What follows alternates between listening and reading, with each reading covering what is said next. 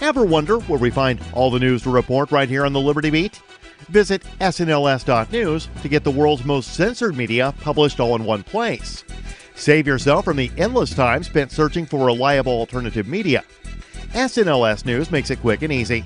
No ads, no clickbait, just raw headlines, 24 hours a day. Visit snls.news and get informed today without the corporate media spin. Your news now continues. George Floyd, who died after being choked by Minneapolis police officer Derek Chauvin last Monday, succumbed to asphyxiation as a result of Chauvin's actions. That's according to an independent autopsy ordered by his family. The Free Thought Project reports the findings of the autopsy, carried out by medical examiners Dr. Michael Baden and Dr. Alicia Wilson, differ from those of the Hennepin County, Minnesota medical examiner, who examined Floyd's body before Chauvin was charged with murder on Friday. Floyd's apparent murder shocked the nation, with a video showing the last agonizing 8 minutes of his life, triggering protests and riots across the U.S. Nearly a week later, the protests have escalated into full-blown anarchy, looting, and arson. People in a number of international cities violated bans on large gatherings over the weekend to show solidarity with protests against police brutality that have exploded in at least 140 cities across the United States. The Free Thought Project reports political leaders overseas condemn the killing of George Floyd, who died after now former Minneapolis officer Derek Chauvin pressed his knee into Floyd's neck for over 8 minutes, while the man was unarmed and handcuffed, and his onlookers pleaded with Chauvin to stop. An estimated 1,500 people in Berlin marched Sunday, a day after more than 2,000 people gathered outside the U.S. Embassy, where they chanted Black Lives Matter and held pictures of Floyd. In England, officials Friday denounced the arrest of CNN correspondent Omar Jimenez and his camera crew as they reported on the protests in Minneapolis. Michelle Bachelet, the High Commissioner for Human Rights at the United Nations, called on the United States to take serious action to end police killings of civilians, which happened nearly 1,100 times in 2019. Support for the Liberty Beat is brought to you by the Homestead Guru. The Homestead Guru is an educational website offering tips, tools, news, stories, and commentary on everything homesteading. Topics include green homes, gardening, animal husbandry, do-it-yourself, home remedies, alternative energy, survivalism, unschooling, and more. Those details are found online at thehomestead.guru. This is the Liberty Beat, powered by the SNLS Network at snlsnetwork.com. I'm Mick Murrow, reporting for the Liberty Beat, reminding you, spread liberty with a smile. Congressman Hanford, you're married, 2 beautiful children, and yet you texted nude photographs to a 23-year-old staffer. Why did you do it? I wanted her to see my penis. I was hoping the penis photo would arouse her sexually, that she might think, that's a nice penis. I will respond with an offer to have sex with the penis, or maybe send a photo of my breasts. I would like that. And that's what I was hoping would happen. Here's what intrigues so many people. Why would a promising, successful politician take such a big risk? I knew I could let down my family, destroy my marriage, and damage the country that I love, but on the other hand, if there's even the small chance of getting off at any time, you gotta take it. The big question. Do you plan to resign? No, I'm very good at my job. Plus, it's a lot harder to get women to have sex with you when you're not a congressman. This is the Onion News Network.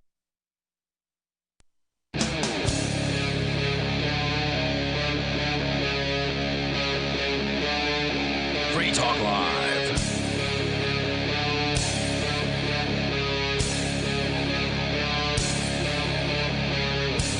This is Free Talk Live, talk radio that you control. You can call in and talk about whatever is on your mind. That toll-free number is 855-450-3733. And with you tonight, it's Aria. Greg from the Ark. And Mark. And you're going to have to get the mask off. You can't wear the mask into the show, Greg. Sorry. Sorry about that. So I've got good news for everyone. Well, relatively good news. Lawmakers are beginning a bipartisan push to cut off police access to military-style gear. Finally. I mean, they should have never been militarized in the first place. I mean, we have the Bearcat here in Keene, and SWAT teams rolling around in what amount to tanks and all that kind of crap. I did a Bearcat buyback program at one point and got 0 takers. Right there in downtown Middle Keene, I said I'm offering this Walmart gift card to anybody who brings in their Bearcat, and well, nobody brought one in. I really expected the Keene Police Department to step up and say, that's what they do, right? I mean, the police departments are always doing a buyback program of some sort or other. They're offering you a gift card to go to this place or that place, so I thought I'd do it with them. How much was on the gift card, out of curiosity? I didn't expect them to come, so I put $50 on it. I wish they had come. That would have been great. So according to the New York Times, Republicans and Democrats in Congress have begun a new push to shut down a Pentagon program that transfers military weaponry to local law enforcement departments as bipartisan urgency builds to address the excessive use of force and the killings of unarmed Black Americans by the police. So I've always heard that the military, just overstocked everything they needed and then they sold it at a discount to local police departments. But I didn't know that they had like a program specifically designed to facilitate that. Oh, yes, they do. Yeah. What are they going to do now to move all those weapons? And sell them to, Syria and... they got to get next year's models in. I mean, what are they? Yeah. Right. I mean, there's a lot of money that needs to be spent on this stuff. The U.S. taxpayers' dollars need to be spent on the newest, best military equipment. This is the Pentagon. The Pentagon couldn't pass an audit, I think, of $7 trillion with a T that they couldn't account for in the last decade. Yeah, I recall that. That was terrifying. How do you lose $7 trillion, I don't know, but I suspect that's part of the $26 trillion debt the United States has. I think by definition it would be. Yeah. It's interesting. So I've looked at the debt as it goes by, and the U.S. is carrying debt since the Jackson administration in the 1820s. But most of that debt really started in World War I. So, it really peaks in World War I and then goes down, and then really peaks in World War II and then goes down. And, basically Vietnam and everything after that, it never goes back down. So. Well, we've been at war pretty much since, right? We've always been at war with Eurasia. With protests turning... We've always been friends with East Asia. That's what they say. Yeah. But not today. Trump doesn't seem to care much for China. We've always been at war with East Asia. Yeah. We've always been friends with Eurasia. With protests turning violent across the country, lawmakers are scrutinizing the Defense Department initiative curtailed by former President Barack Obama. I doubt that's true. But revived by President Trump, I similarly doubt that's true. I doubt this program ever went away or was curtailed. It furnishes police departments with equipment such as bayonets and grenade launchers. So there are police departments in the United States that have access to grenade launchers. That's interesting. I suppose you could use tear gas grenades in it legitimately. Well, isn't that technically a war crime anyway? Isn't tear gas banned in war? You shouldn't be asking me about war crimes. I simply don't know. Okay. But I will say this. They have beyond the grenades. They have, I think, lasers that can melt your skin off. Heat weapons that can melt your skin off. Crowd control. Yeah, they do have heat-controlled sort of weapons, and that's the idea, is to make you uncomfortable and want to run away. Yeah. So the move it'll disperse a crowd. Sure. So will bullets. Well, not all the crowd. Well, no, some of them end up. Some of them lay dying. there. Yeah. Yeah. So the move comes after several nights when officers wearing riot gear have been documented using pepper spray and rubber bullets on protesters, bystanders, and journalists, often without warning or seemingly unprovoked. And I don't know if people listening now are really paying attention to this, but some of the videos coming out right now are just horrific. Like the two college students who had their vehicles' windows smashed in and were tased and pepper sprayed and yanked out of their vehicles by cops simply because they were driving down the street. I saw some guy walking by in a mask. Now, remember, they're telling us we have to wear masks. Everybody is wearing a mask. So, young white guy, mask. I didn't see any evidence that he was any kind of rioter or looter or anything in particular, just none. And the cops just sort of turned around and grabbed the guy, and they were dragging two people off. And they just kind of grabbed the guy as he was walking by. He's like, "What? What?" He's holding his arms up. He's like, "What did I do?" That's frustrating. Yeah. So the push stands in stark contrast to the reaction of Trump, who has often encouraged rough tactics by law enforcement and spent Monday complaining privately to governors that they were not handling protests aggressively enough. I wonder if he did this from the safety of the bunker when he was hiding there. Y'all should be handling this. Mayors and governors must establish an overwhelming precedence until the violence is quelled, Trump said in remarks from the Rose Garden on Monday evening. If a city or state refuses to take the actions necessary to defend the life and property of their residents, then I will deploy the United States military and quickly solve the problem for them. Yeah, he did say that. I'll handle this whole civil disturbance thing for you. Well, he wants to invoke the Insurrection Act, which will allow them to suspend posse comitatus, which would allow the posse comitatus is suspended since the Bush administration. Is that so? Well, we reported it on air here, and we didn't leave it alone. So I'm not sure that in and of itself is what the Insurrection Acts would do. I don't know what powers it takes to the president or not, but well, didn't he say when he got elected that Chicago's full of carnage and he's going to send in the feds if they don't clean it up? I think that was a tweet. About a month into his administration. Track of Trump's tweets. Oh, yeah, there's no way I could.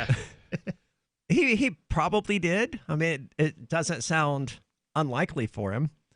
On Capitol Hill, however, where Republicans often take their cues from the president, most lawmakers had a different message as they focused on the immediate catalyst for the protests, George Floyd, a black man in Minneapolis who was killed after a police officer knelt on his neck for a prolonged period. And although I'm for the demilitarization of police, I'm curious. The police officer killed George Floyd with his knee. Right, so there's no reason to go after the guns in this case, right? Right, the guns weren't the problem here. It was just the police presence in general, the police mindset, the police mentality of, hey, shoot first, kill. Well, Justin Amash, the Republican turned independent, he had a good bill that he was promoting the other day, and he was saying, take away their qualified immunity. So the Supreme Court had a qualified immunity doctrine that they sort of started to, they didn't always have this, right? But the Supreme Court started chipping away at the ability to go ahead and go after the police for things like, well, you should have known that killing a person is against the law, or something like that. Now they're going to pass a law, hopefully, addressing this. And Justin Amash is working on a bill for that. Well, I hope he's successful with it. Now, what does qualified immunity do? What does it grant police officers? Yeah, so, I don't have a definition sitting in front of me here, Sure. But qualified immunity is essentially if you're within the bounds of the law as a police officer, they can't sue you. They can't go after you. Okay. You can't be charged criminally. Whereas, the individual officer can't. The police department, however, there's something can. called sovereign immunity, and I'm not entirely sure who has that. I think Trump thinks he's got it.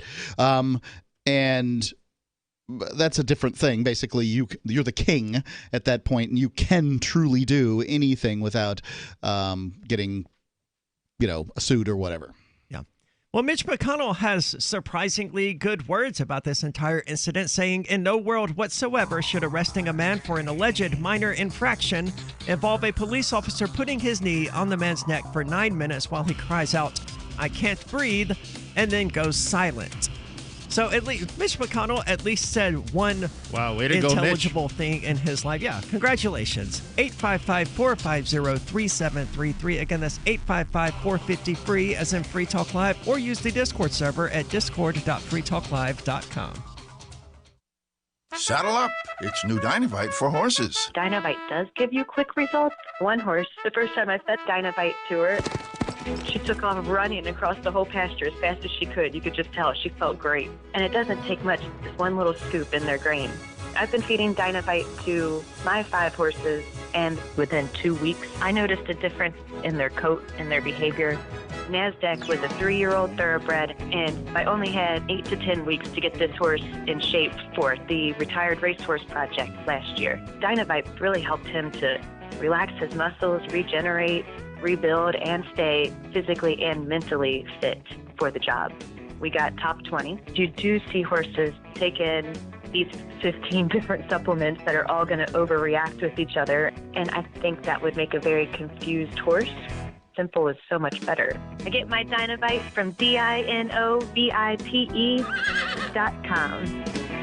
The next generation wallet is coming from Divvy. In just a few taps, you'll be able to send, earn, spend, and exchange digital money in seconds. Send money around the globe with only a swipe. Instantly exchange between Divvy, Bitcoin, and fiat right in the mobile app and withdraw directly to your bank account. Divvy already offers the first one-tap solution for earning passive income with crypto. Multi-tiered masternodes allow everyone to partake in the network. Visit DivvyProject.org. DivvyProject.org. Bitcoin.com has launched a trading platform at local.bitcoin.com, allowing you to buy or sell Bitcoin Cash via dozens of payment methods like PayPal, Venmo, bank deposit, remittances, or meeting in person with cash. There are no ID requirements to sign up for and use the site, and all communications between buyers and sellers are encrypted. Finally, a global trading platform that respects your privacy. Visit local.bitcoin.com to get started trading Bitcoin Cash. local.bitcoin.com. On Free Talk Live, we're bringing people to the ideas of liberty every day. From wrestling superstars like Glenn Jacobs. You guys really are having an impact, I believe. Like I said, a lot of where I am now is due to listening to Free Talk Live. You changed my mind on some very important issues years ago. To random people tuning in on the radio. I was kind of stuck in the left-right paradigm. I heard your show by chance on a Saturday night. From there, I went on, joined the Free State Project, and become an amplifier. So, I mean, that's really the reason why I amp is because I know that if it wasn't for you guys being on as many stations as you are, I never would have found the ideas of liberty. Your amp will directly change more lives by getting Free Talk Live in front of people looking for talk radio online and on the air. When you amp Free Talk Live, you get perks like access to the AMP-only Facebook group and AMP podcast. Visit amp.freetalklive.com. So you've heard all 3 hours of the latest episode of Free Talk Live, and you're still hungry for liberty-oriented audio content? Did you know that we have another 24/7 audio stream at LRN.FM? The Liberty Radio Network airs the latest episodes of some of the best liberty-oriented podcasts on the internet around the clock. In addition to recorded content, you'll also hear live shows like Free Talk Live, originating from our Keene, New Hampshire studio. So listen anytime at LRN.FM. That's LRN.FM. There are basically two types of advertising, direct response and branding. Radio's great for direct response with its low cost to listener ratio, but audio can't be beat for branding, which is a longer term endeavor. You want to be the first thing that someone thinks of when they think about your product or service. If you have a local business that you want kept top of mind in your community, call the station. If you need national reach, Free Talk Live's got around 200 radio stations, millions of monthly listening sessions, can suit all budgets, and if we don't think we're right for you, we'll tell you. Email me, mark@freetalklive.com. Now you can follow LRN.FM on the decentralized Mastodon social media platform at toot.lrn.fm, toot.lrn.fm.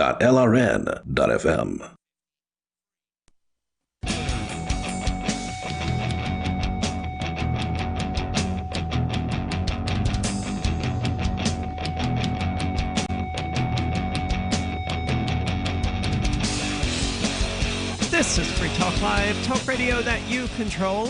You can call in and talk about whatever is on your mind. That toll-free number is 855-450-3733. And with you tonight, it's Aria, Greg, and Mark. And Bitcoin.com has launched a trading platform at local.bitcoin.com that allows you to buy or sell Bitcoin Cash using dozens of payment methods like PayPal, Venmo, bank deposit, remittances, or meeting in person with cash. There are no ID requirements to sign up for and use the site, and all communications between buyers and sellers are encrypted, which means you finally have access to a global trading platform that respects your privacy. Visit local.bitcoin.com to get started trading Bitcoin Cash. Again, that's local.bitcoin.com. Now, we're talking here about the same thing everyone else is discussing, police brutality in the United States. Now, Greg, we were talking before the show. Just like that, COVID's gone. Yeah, well, riots kill COVID. Didn't you hear? I'm not sure what killed it. Riots. Best I can tell, I don't know. I mean, I'm still looking at my little... No, the police killed COVID like they do everyone else. I see. They shot it down in cold blood. They put their knee on it until it choked to death. There you go. So, Greg, we were discussing before the show your interesting take on police violence in the United States, and I don't want to put words into your mouth, but paraphrase essentially what you were getting at earlier. about what you think is causing the police to be as aggressive here as they are versus not as aggressive in like the United Kingdom. Okay. Well, before I say any of this, I want to preface by saying the more people you make a statement to, somebody is going to take this the wrong way. So I just want to say right away that I respect the Constitution of the United States, although I have my own opinion about things. And in this case, in this country, we have a Second Amendment that says that the security of a free state, being necessary to the security of a free state, a well-regulated militia being necessary to the security of a free state, the right of the people to bear arms shall not be infringed. Yeah. The first part of that is well-regulated militia being necessary to the security of a free state. What we had in the beginning was a militia alongside other things. George Washington hated the militia, but it was a militia composed of citizens. So are you saying that the right to bear arms exists in the militia and not in the individuals? The militia, that was until the... Because that's certifiably false. I mean, most of the people in the 18th century, that they had to hunt in order just to survive, which meant they had to own a firearm. Oh, yeah, but they didn't have necessarily a right to hunt, but they were able to. Well, they had to But they have a right to have a militia, for sure. In other words, you have to defend a free society with free people. But those people have to be organized in some fashion. Here's what I'm saying. When you're part of a small community, and in a libertarian world, you would be part of a smaller community. Everybody knows each other. There's a reputation. And so if you go rogue, if you start tearing things up, everybody knows. They know where you live. They know who you are. And that's... Now, with these protesters... I think your take on this is ahistorical, though, because I don't think it would have ever occurred to the people who wrote the Constitution and the Bill of Rights that one day we could live in a world where the government might attempt to ban the ownership of guns. I think that they also thought that everybody had the responsibility, they must participate in the militia, right? So, every male was from X age to X age was responsible for being in the militia and had to be, essentially. They were conscribed from the beginning of it. So, yeah, they were free to have a gun because they had to have a gun because they were part of the militia. And now the militia has basically been turned into the National Guard and has all kinds of rules on who can get in, and there's some real complications with the way they wrote it in the first place. Right, I think the point of the Second Amendment was to protect the right of people to form militias. Sure. Exactly. More well-regulated than the actual ones. gun ownership. So remember, at that time, we didn't have a strong federal government yet. Right. We didn't have a standing army. Okay. We didn't have all these people running around with guns being paid by a federal government at all. We had states and cities, and those states and cities had their own armed citizens doing their own thing. But they had laws and they had a structure. See, this is the thing. The police are well organized today, right? They are essentially the well-regulated group. The protesters are a bunch of people. Well, they are part of the state, though. So, I mean, they're not a people's militia by any stretch of the imagination. They're not. They are the enforcers of the state's decrees. That's exactly the problem. The state cop who stares down the protester, he doesn't know him or her. He doesn't know what's in that person's mind.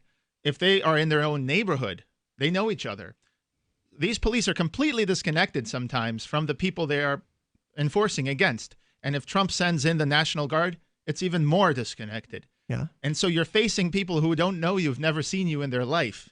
What I'm saying is, at least the police takes orders and is well organized. I don't like how they're being trained to be aggressive right away, but at least they are organized. So it's on them. It's on their well-trained organization to affect change. You can't expect a group, a mob, or a civil unrest, people who are angry, to do the change, to be the change. You need to be the change. As a police, you need to de-escalate. You need to teach. But they're teaching the exact opposite in these schools. A person, now are there psychopaths that join the police, want to kill people with impunity?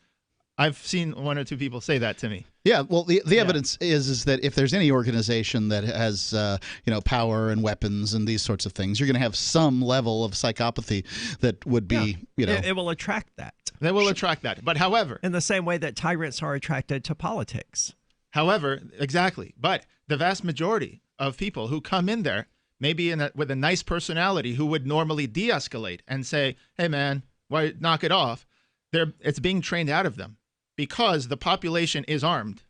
So the police is being trained. Anyone can shoot you at any time. You got to come in there and say from the first moment, get on the ground, just don't turn, just take control of the situation. They're being trained to do this. The guy who's nice, they immediately disarm everyone when they arrive. And that's exactly what they're trained to do. That is the problem. They're being trained to do that in this country because everyone is armed. Freedom isn't free. We all pay for this freedom to bear arms by having a police force that is super aggressive, trained to be super aggressive from the first second that they encounter you. Well, the police force's very existence is counter to our freedoms. I mean, all they exist to do is enforce the decrees of the state that violate people's freedoms all over the place. What were sheriffs, who clearly are a constitutional office, what were sheriffs' jobs?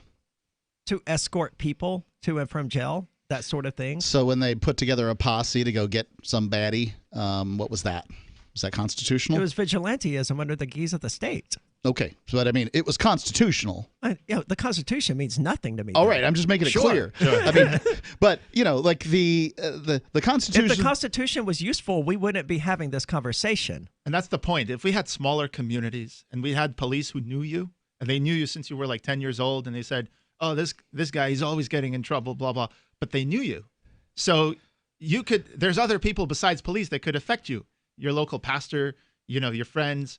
That's the kind of thing that should be happening. You paint this idyllic example that is not reflective of these situations, though. What that leads to is good old boy syndrome, where the cops have this sort of conspiratorial behavior in the background. They're all good old boys. They go fishing together. Oh, the sheriff hung this black guy. Oh, no, we're just going to cover this up. I've seen it. I'm from Mississippi where that good old boy crap happens. It's not, oh, well, he knew you since you were 10. You're okay. Do you want more businesses accepting Bitcoin Cash and Dash? Now with AnyPay, you earn passive income for every purchase at those businesses. Finally, a financial incentive to spread Bitcoin Cash and Dash. You made it happen, so you get the rewards. Download the AnyPay Cash Register app and add your cryptocurrency wallet addresses. Then install it at a real-life business and tell us what you did at anypayinc.com. anypayinc.com. This COVID-19 thing has turned the world upside down. Regardless of what you believe about it, it has changed our lives. But what's not changed is that if you own a business, you need to advertise to reach new customers or clients. Our audience is not the kind to stick their heads in the sand during a crisis. They are fully engaged and more active than ever. Special advertising packages are available to you to help you not just recover, but thrive. Email my sales manager, Matthew at freetalklive.com. The Free State Project has reached its goal of 20,000 liberty lovers who've pledged to move to New Hampshire and get active to achieve liberty in our lifetime. Perhaps you're trying to figure out what part of New Hampshire should be your destination.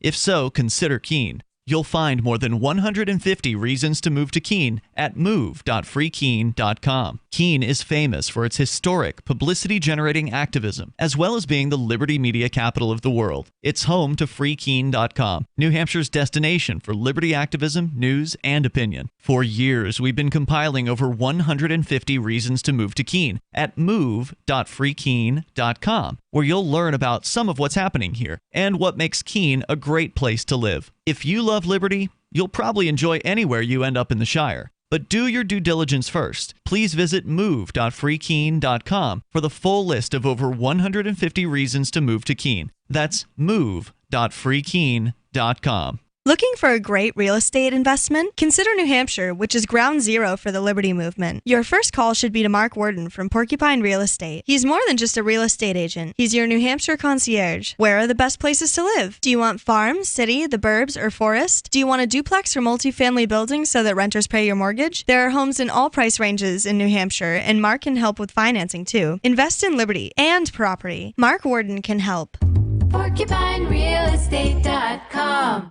If you want to know the latest about Free Talk Live before we go on the air, all you need to decide is how you want it delivered. It's your choice. Visit news.freetalklive.com to receive our usually weekly news updates by email. Plus, we have a Twitter account at twitter.freetalklive.com, and you can follow us on the decentralized Mastodon platform at toot.freetalklive.com. So please follow us at toot.freetalklive.com and sign up for our emails at news.freetalklive.com. This is Michael Dean from the Freedom Fiends. I've run websites since 1996 and have used over a dozen web hosts in that time. AgristHosting.com is the only one that hasn't broken my heart. Agrist Hosting's uptime and service is stellar, and their DDoS mitigation is the best I've seen.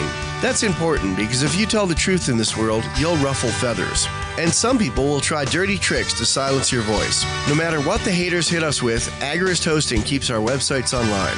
If you have a mission-critical commercial presence or a world-changing activism site, you cannot tolerate any skullduggery. So go with agristhosting.com. Have a WordPress or blog site, but you're not satisfied with performance or uptime? Or just want raw hosting? Want to pay with Bitcoin? Agrist Hosting specializes in high-performance hosting with personalized service. Go to agristhosting.com and click on the button that says Get Hosted. That's agristhosting.com.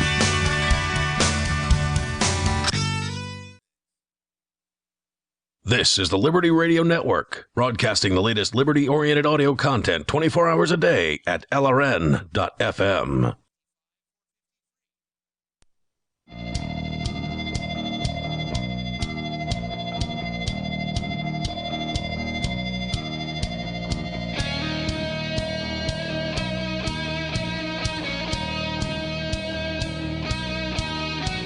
This is Free Talk Live, talk radio that you control. You can call in and talk about whatever is on your mind. That toll-free number is 855-450-3733. And with you tonight, it's Aria. Greg. And Mark. And we've been talking about the Second Amendment here. And Greg's sort of not one that I disagree with take on it. Which, recap it real quickly, if you don't mind. Freedom ain't free. If everyone is armed, the police is going to be trained to have a hair trigger. Now, why do you say freedom isn't free? The only thing that isn't free is government, and they, incidentally, are the only ones who, destroy freedom. So I would say freedom is free. The issue is that government exists. Well, I'm going to say if we live in small societies, in small groups, the state might not exist, but government will still happen in small groups, like a neighborhood watch or a city or whatever. They're still going to have a government. But those wouldn't be compulsory, so they wouldn't be states. So you're correct. I should say that they'll be compulsory if you're out there and they decide for whatever reason, if there's nothing to control that, they're going to get compulsory in odd ways. Like making it I don't illegal like for teenagers people to out on the cannabis? street past. I'm just saying. Like it's illegal to skateboard on the sidewalks in Main Street. Like you should have to wear a mask and your business has to be closed if you're not forcing people to wear masks. That kind of oddness like we have right now. Right. Just like we have right now. Many of these oddness that you're talking about as far as COVID goes are community-based, not coming down from the feds. I'll give you an example. In Brooklyn, there's Jewish communities that are very religious. They enforce religious norms. And if you don't dress a certain way, then your kids won't be going to the school. So that's a soft way of enforcing something, not violently, but it is still enforcing. Because people want to have their kids go to that school or whatever. So organizations working together coerce individuals one way or the other. Well, I don't think that qualifies as coercion as much as it does just enticing. I mean, you can offer someone a benefit for doing something that you like, but that's not the same as punishing them if they do something that you don't like, right? Yeah, so punishment could be a small thing, like you don't get to go to the school. That's not a punishment. The people that offer the carrots usually are pretty happy to employ the stick, if they can get the stick. Right? Like, I'm all for the carrots approach. We're talking about the carrot and the stick here. I like using positive reinforcement to get what you want versus using negative reinforcement. Yes, because positive reinforcement works and negative reinforcement, psychologically speaking, does not. false. I mean, it's just. Oh, we can go to Psychology Today right now. I know what Psychology Today says. They say paddling your kid diminishes their IQ points, which is a demonstrably false statement. Okay? Psychology Today is a platform for a certain type of social liberal, and they're not bringing science into play. Negative reinforcement. I mean, I can also go get my psychology textbook from college. Look, I get where they're coming from. You can show that negative reinforcement works. Wait, didn't they have the animal experiments with the dogs and the electricity? Isn't that negative reinforcement? Like the dogs learned not to go somewhere, and then they turned off the electricity, and they still would never go there because of But compare those dogs to, say, the behavior of Jazzy here, who was trained with positive reinforcement. I'm not.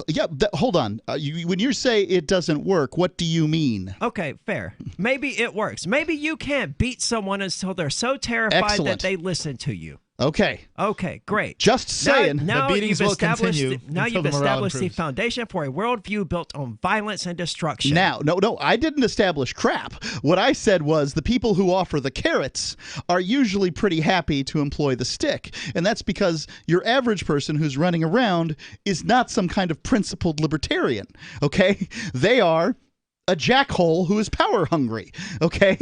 And I don't think that's true. I think the jackholes who are power hungry make up a very small minority of the population. Those are the ones that are willing to jump through enough hoops in order to get the power that we try to keep away from, the normal folks. Well, isn't it like half of Americans don't vote? Those individuals, what conclusion do you draw from that? That they're not power hungry psychopaths. No. We're just busy. Right. I mean, I have voted and I have not voted, and it doesn't. What conclusion do you draw from that? That you don't care in the elections in which you don't vote. Not true. I care. I just understand mathematically my vote is completely inconsequential. And a lot of people probably, to some extent, internalize this. My one vote isn't going to make a difference. And ladies and gentlemen, it's the God's honest truth. If you're talking about a presidential election, your one vote is not going to make a difference. Yeah, look, I'm from New York. New York will always vote for the Democratic nominee. I don't care. I don't have to show up. I can spend that day building my software and help the world on a private level, right? With software. Why would I go and participate and waste a day when that vote will just not count? I could spend the time making a Lego of the Taj Mahal, and you know what I have at the end? A Lego of the Taj Mahal. You go vote. What do you got? It's so I don't draw the conclusion that the average American, which half of them basically don't vote, concludes much of anything from the fact that they don't vote. Okay. But I do care. I'm not prepared I would to disagree. I mean, neither of us know what those 50% of people are thinking. We certainly don't. Because they're not voting. I'm right here. No, I don't vote, but I do care. And you can see by my Facebook feed. So I will opine. I will try to affect others, but not with a vote. But you don't care to enforce your worldview on others. And that's ultimately what voting is. I disagree. So voting I is. know you do, but you're a classical liberal. Voting is a system that we have for choosing a leader that is not shooting each other. And it's choosing a ruler. Fine. Not a leader. Whatever you want, however you want to put it together. I don't really care. Like, vote, don't vote. You're getting the same damn president. Yeah. Right? Like, you didn't vote. I did vote. There's the president. What if there was a third option? No president. How many people will vote for that? Right. Now, then you'd have some better idea, by the way. Yeah, but we can't even get the Libertarian Party to do that. Yeah, they have a none of the above on their nomination process. Yes, but they've never nominated none of the above. Okay. So we don't know what people outside the Libertarian I don't know that you Party. could I'm run not none even of the saying above. none of the above. I'm saying a vote for no president. That would be none of the above, though. No, you're just saying someone else. None of these guys. But what if it's just no one? Like, well, I mean, it's the same thing. I think that's splitting hairs a bit. I mean, if there's three Maybe. people on the ballot and you vote for none of If you the vote above, for, then you're effectively voting for nobody. If there's four choices, that's one of them is this guy, that guy, none of the above, and no president. Clearly, choice D would be nobody in the office. Choice C would be somebody besides these two jerks. now here's the question. If there was no president, I know this is a funny question, but if an election happened that had this option, would the other people in the government be able to fill that hole and essentially run the government still without this one person? Oh yeah, absolutely. They have mechanisms in place for exactly that. The head of the Senate, whoever that is now, would take over the presidential office. So, I mean, the voting system is more or less as Mark described. It's just to pick the ruler. But if in the unlikely event that none was elected, I mean, they would take it to the Senate would make a decision. And if, no one else ever won anything, the head of the Senate, whatever they call him, would just assume the office. But there would still be one person. The head of the Senate is we call the vice president. True. The House of Representatives has the speaker, but the person who rules over the Senate, lords of the Senate. Well, who's third in line then? Speaker of the House. Okay. Nancy Pelosi. That's what I meant then. Okay. So rather than the Senate, it's the House of Representatives. Yeah. Okay. I don't know. I didn't pay that much attention in high school. Oh, they didn't teach me that crap in high school. If they did, I didn't pay attention to it either. Yeah. I figured this stuff out later. But top lawmakers in both parties evidently are moving quickly to announce their intention to hold hearings on the use of excessive force by law enforcement and racial violence. So hopefully that will move forward and we will see an end to the militarization of the police, and hopefully shortly after that, a demilitarization of the police. 855-450-3733. That's 855-450-FREE, as in freedom. Are you afraid to go to the mailbox because of letter after letter from the IRS? Are they stacking on more and more penalties and interest? By now, you know the problem won't go away on its own. Don't let the IRS chase you to your grave with penalties and interest and liens and levies. You need real help now. I'm Dan Pilla. I wrote the book on tax debt settlement, and I help thousands of people solve tax problems they thought couldn't be solved. I can help you too. Call 800-34-NO-TAX or go to my website, danpilla.com. That's danpilla.com. danpilla.com. So you're wearing a mask every day now? Yeah. Where are you getting them? Same website where I get my neck and body wraps, sunnybay.com. Really? And they're handmade, just like their wraps, in the USA. Oh, and good quality? Oh, very good. These are disposable face masks. And they make cloth face masks, too. Good price? That's the best part. 10 masks for only $6. Wow. As a public service, sunnybay.com is now making cloth face masks by hand in the Seattle area and sourcing disposable face masks with level 1 protection at sunnybay.com. Get a 10-pack of high-quality disposable face masks for only $6, or choose a handmade, washable, reusable cloth face mask with high 2 layers of quality cotton fabrics. Supplies are limited. Get details and order at sunnybay.com, a Biomed DB design company. Go to sunny-bay.com for disposable or cloth face masks. Just click sunny-bay.com. That's sunny-bay.com. Houseflies defecate every 4 to 5 minutes, spreading diseases and germs. Protect your food and your health with Bug Assault, a miniaturized shotgun which utilizes ordinary table salt as ammunition. Non-toxic, no batteries required. Only $39.95. Use discount code GCN and get an extra 10% off your purchase at bugassault.com. Fire your fly swatter. Get your Bug Assault today.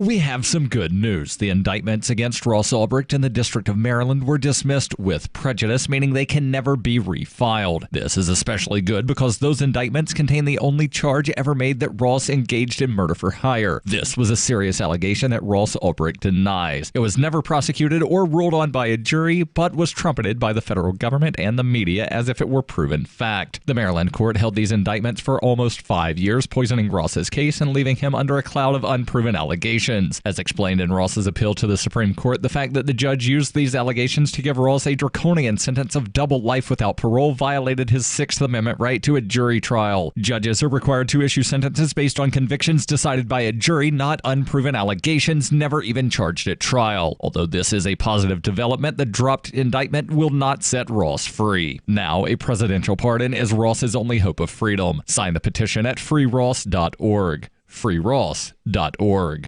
LRN.FM now has a Discord. Discord is a free text and voice chat platform, and we now have our own server with a bunch of channels at discord.lrn.fm. You can join other listeners as they chat about various things during our live shows, or anytime, day or night.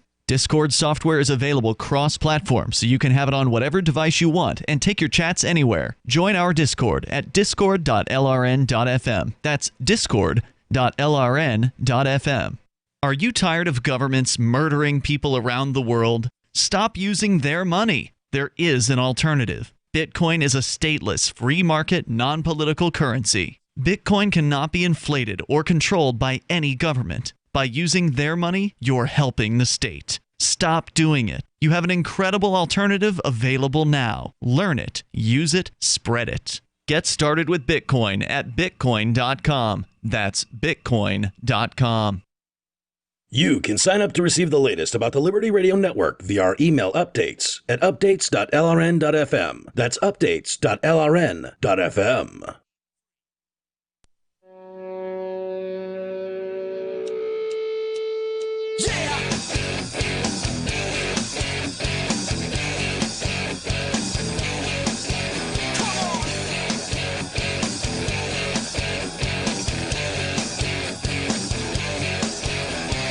This is Free Talk Live, talk radio that you control. You can call in and talk about whatever is on your mind. That toll-free number is 855-450-3733. And with you tonight, it's Aria. Greg from New York. And Mark.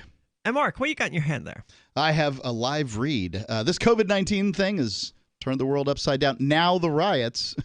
And regardless of what you believe about any of that stuff, it's changed our lives. But what's not changed is that if you own a business, you need to advertise to reach new customers or clients. Our audience is not the kind to stick their heads in the sand during a crisis. They're fully engaged and more active than ever. Special advertising packages are available to you to help not just recover but thrive. Email my sales manager. His name is Matthew. It's Matthew@freetalklive.com. That's Matthew@freetalklive.com. Cool. Let's go to the phones. We've got Tom calling from New Hampshire. Tom, you're on Free Talk Live.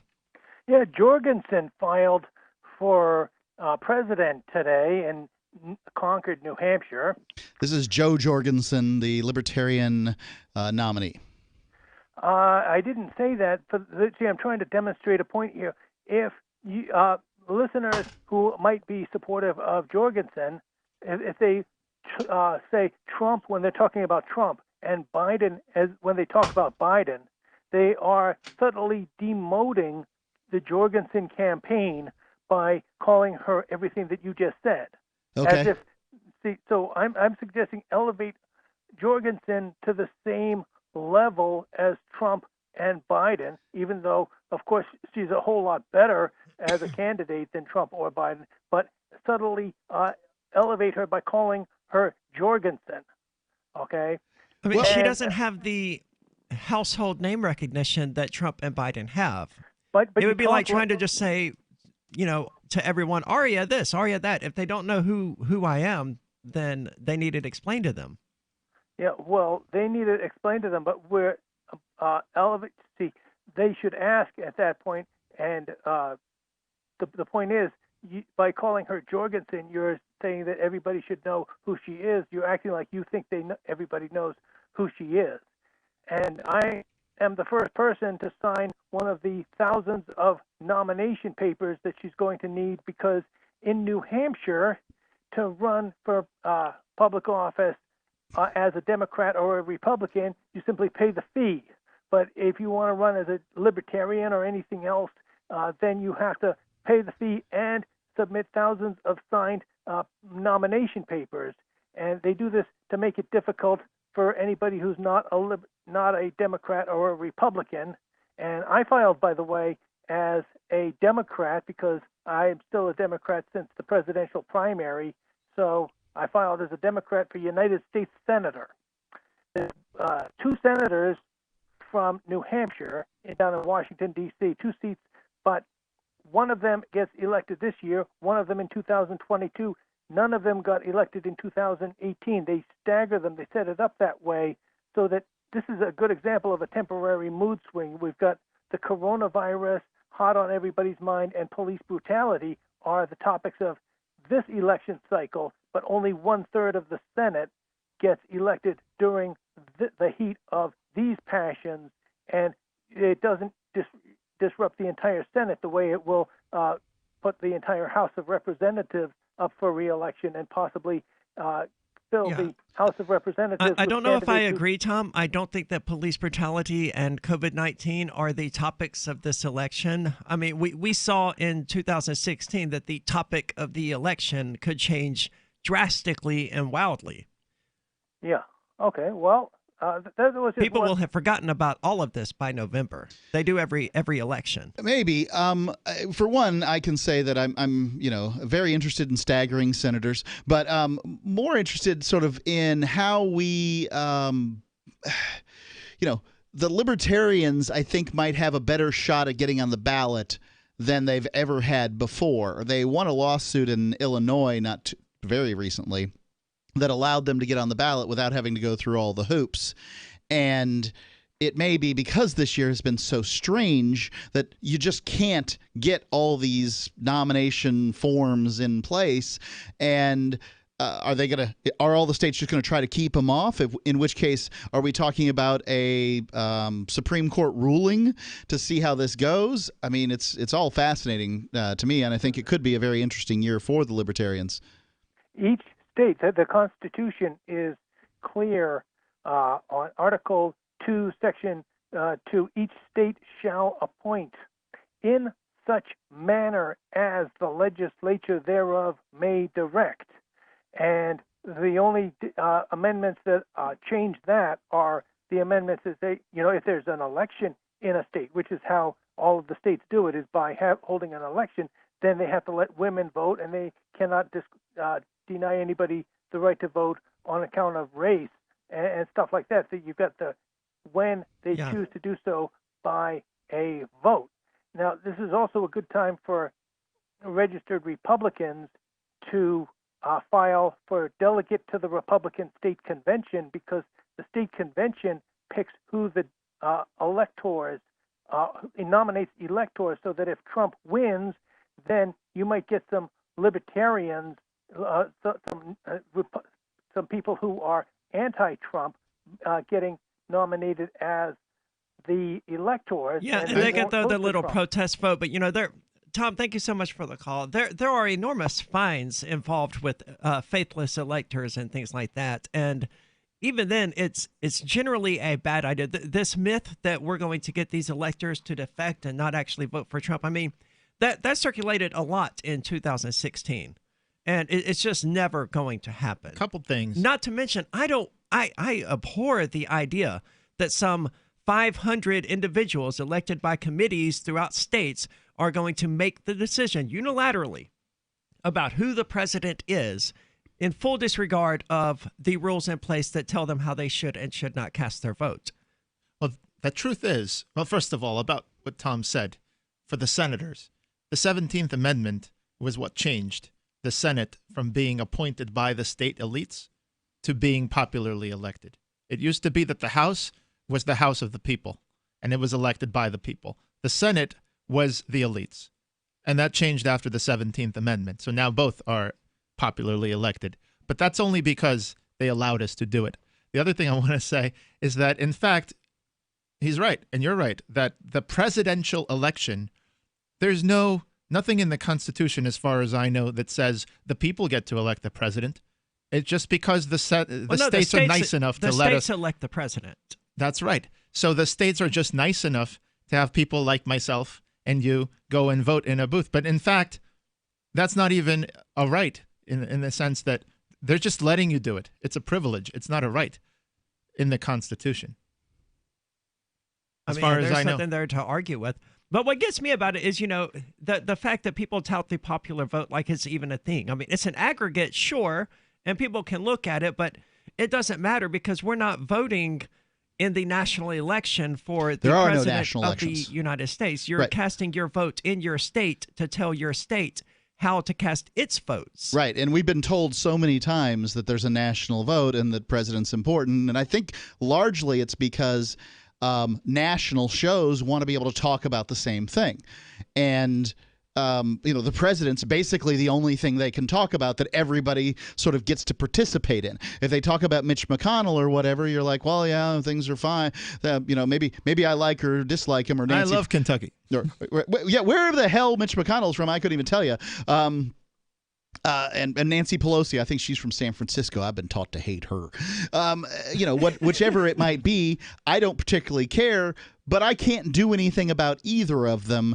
And I think that mostly this is just kind of the consequence of a national news organization more than anything else, because the president, power has aggregated to the president a great deal over the last century. And, well, it doesn't make anybody freer. No, it's made us significantly less free, I would argue, because at least with the representatives, you actually do elect them and can do something about them. And not just that, I think there's a whole aspect of like football teams. The election has become bigger than the Super Bowl, In ancient Rome, they had 4 teams with the colors red, green, blue, I think it was yellow. And so whatever team you belonged to or rooted for, it was like a life or death thing. It was a big thing. And I think today, if you're a Democrat or Republican or whatever, almost your views on science and even whether we should wear masks are affected just by your political orientation. Right. Everything's a political football. Yeah. Well, we saw that with masks and climate change, global warming. Everything gets politicized now. Yeah. And I guess I'm guilty of that as well, politicizing the mask issue. But at the same time, my rights are my rights. If I don't want to do something, that's my prerogative. 855-450-3733. Remember when you first heard about Bitcoin? How long did it take you to realize this little project would soon change the world? Do you kind of wish you had gotten involved sooner? Well, now is your chance to be a part of the next revolution in money. Intercoin is working to finally make crypto go mainstream. It's designed to be scalable enough to support everyday payments and even elections without the state. Bitcoin was originally supposed to be a peer-to-peer cash system, the way we would all pay one another without having to trust any third party. But instead, over time, it mostly became a store of value.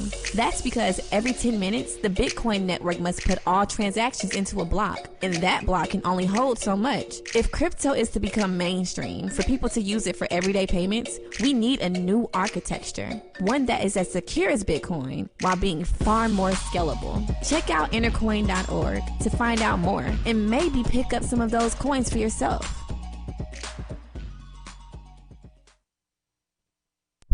So you've signed the Shire Society Declaration and are planning your move to New Hampshire to be around more liberty-oriented people. Next, sign up for the Shire Society Forum at forum.shiresociety.com. There are a bunch of people there who are already in the Shire, and they want to meet you. If you're already in the Shire physically, you should also come by the forums. Remember, not everyone uses Facebook. New people are signing up for the Shire Society Forum every month, so drop in and say hello at forum.shiresociety.com.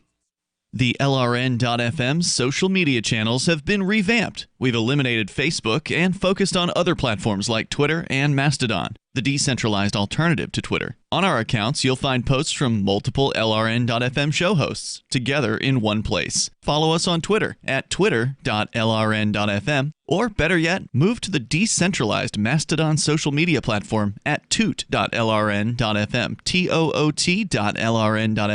I think you'll like it. You're listening to the live edition of Free Talk Live. Hour number 2 is next after the news here on the Liberty Radio Network at LRN.FM.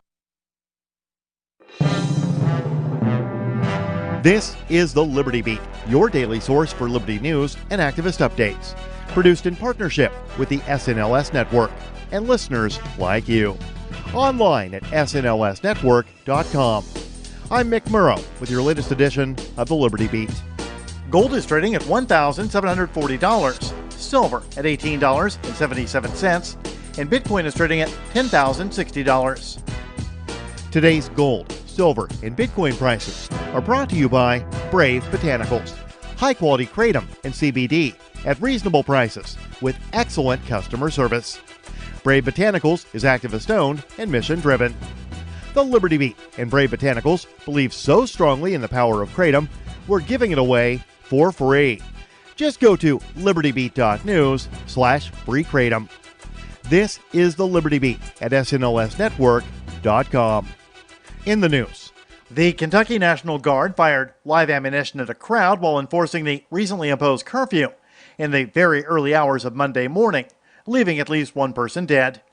The Mind Unleashed reports the incident took place just after midnight, according to Louisville Metro Police Chief Steve Conrad, who said that the city's police were sent to a parking lot to break up a crowd along with the National Guard. The police and the National Guard claim they were shot at during the altercation, but they have given no proof to support those claims. Meanwhile, amid racial unrest across the nation, President Trump on Monday declared himself the president of law and order and threatened to deploy the United States military to American cities to quell a rise of violent protests. Earlier, he spoke to governors on a video teleconference with law enforcement and national security officials, telling the state leaders they have to get much tougher, criticizing their responses. Ever wonder where we find all the news to report right here on the Liberty Beat? Visit snls.news to get the world's most censored media published all in one place. Save yourself from the endless time spent searching for reliable alternative media. SNLS News makes it quick and easy. No ads, no clickbait, just raw headlines, 24 hours a day. Visit snls.news and get informed today without the corporate media spin. Your news now continues. George Floyd, who died after being choked by Minneapolis police officer Derek Chauvin last Monday, succumbed to asphyxiation as a result of Chauvin's actions. That's according to an independent autopsy ordered by his family. The Free Thought Project reports the findings of the autopsy, carried out by medical examiners Dr. Michael Baden and Dr. Alicia Wilson, differ from those of the Hennepin County, Minnesota medical examiner, who examined Floyd's body before Chauvin was charged with murder on Friday. Floyd's apparent murder shocked the nation, with a video showing the last agonizing 8 minutes of his life, triggering protests and riots across the U.S. Nearly a week later, the protests have escalated into full-blown anarchy, looting, and arson. People in a number of international cities violated bans on large gatherings over the weekend to show solidarity with protests against police brutality that have exploded in at least 140 cities across the United States. The Free Thought Project reports political leaders overseas condemn the killing of George Floyd, who died after now former Minneapolis officer Derek Chauvin pressed his knee into Floyd's neck for over 8 minutes, while the man was unarmed and handcuffed, and his onlookers pleaded with Chauvin to stop. An estimated 1,500 people in Berlin marched Sunday, a day after more than 2,000 people gathered outside the U.S. Embassy, where they chanted Black Lives Matter and held pictures of Floyd. In England, officials Friday denounced the arrest of CNN correspondent Omar Jimenez and his camera crew as they reported on the protests in Minneapolis. Michelle Bachelet, the High Commissioner for Human Rights at the United Nations, called on the United States to take serious action to end police killings of civilians, which happened nearly 1,100 times in 2019. Support for the Liberty Beat is brought to you by the Homestead Guru. The Homestead Guru is an educational website offering tips, tools, news, stories, and commentary on everything homesteading.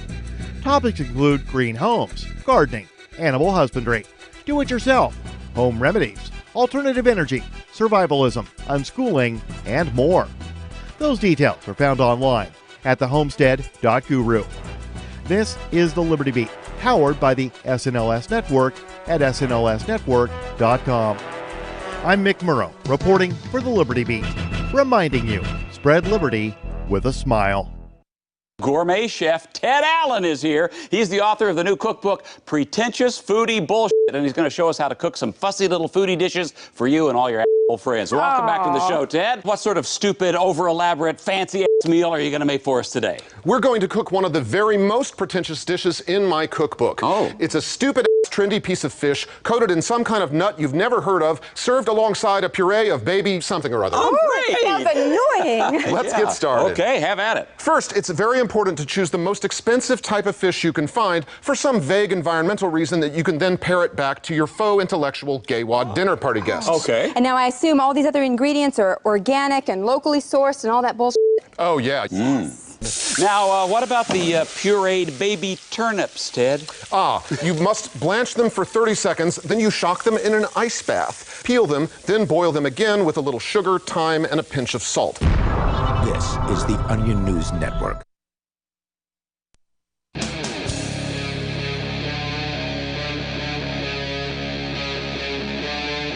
Free Talk Live.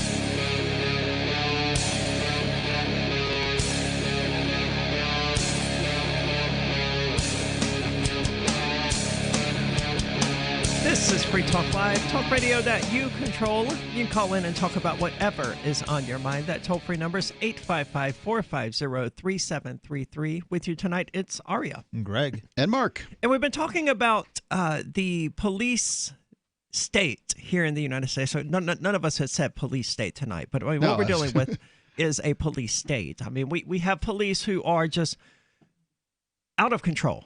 That's the best way to describe them. As you look on the gotta internet, say, there's probably a lot of Americans right now that are feeling like there's a good portion of the public that's out of control too, right? Like, well, yeah, a bunch of Karens. Well, I'm pretty concerned that that businesses are being set on fire.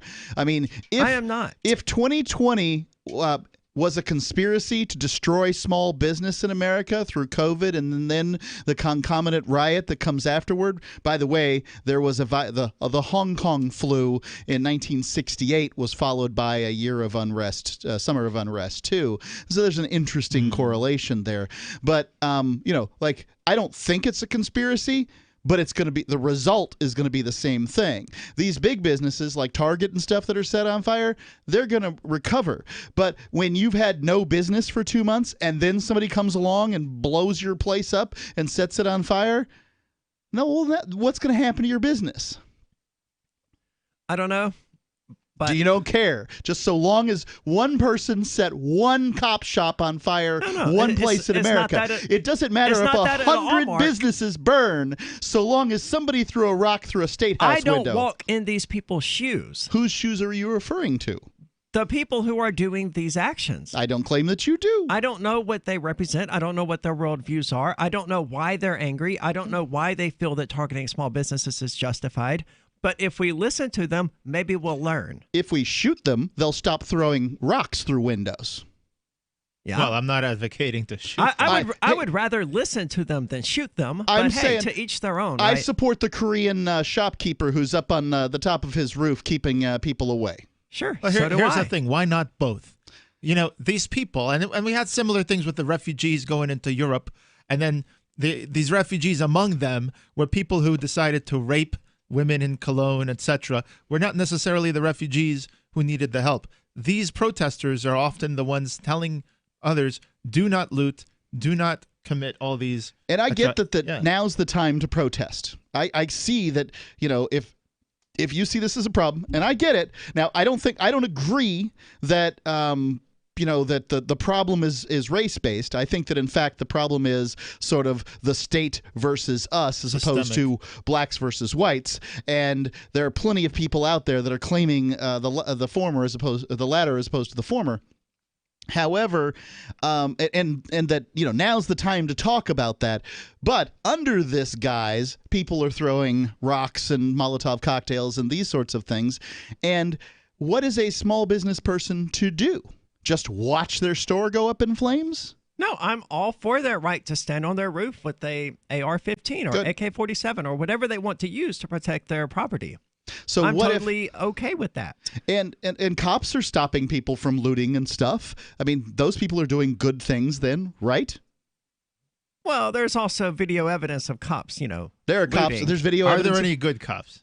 No. Okay, hold on. So no cop can ever be good? The only good cop is a dead cop. God, what? Are you kidding me? There is no good cop. If they were a good cop, they would resign immediately. I think that there's issues of the. And when I say the only good cop is a dead cop, it's a joke. It's not meant sincerely, right? Well, whatever the case may be, the fact is that right now, currently, this is our protection organization. No. It is not. Yes, it is. It is an enforcement apparatus of the state that encroaches on our freedoms and our rights. That is what it exists to do. Perhaps, but if it saves your business in the process, you're probably going to feel kind of grateful over it. Well, what if there was no state? But it didn't save the Indian who had his restaurant burned. It didn't save the Koreans from having their store burned or whatever it was. Nope, certainly doesn't. No, what it saved also them, didn't put the business on fire. Right. No. Right. Well, it may have.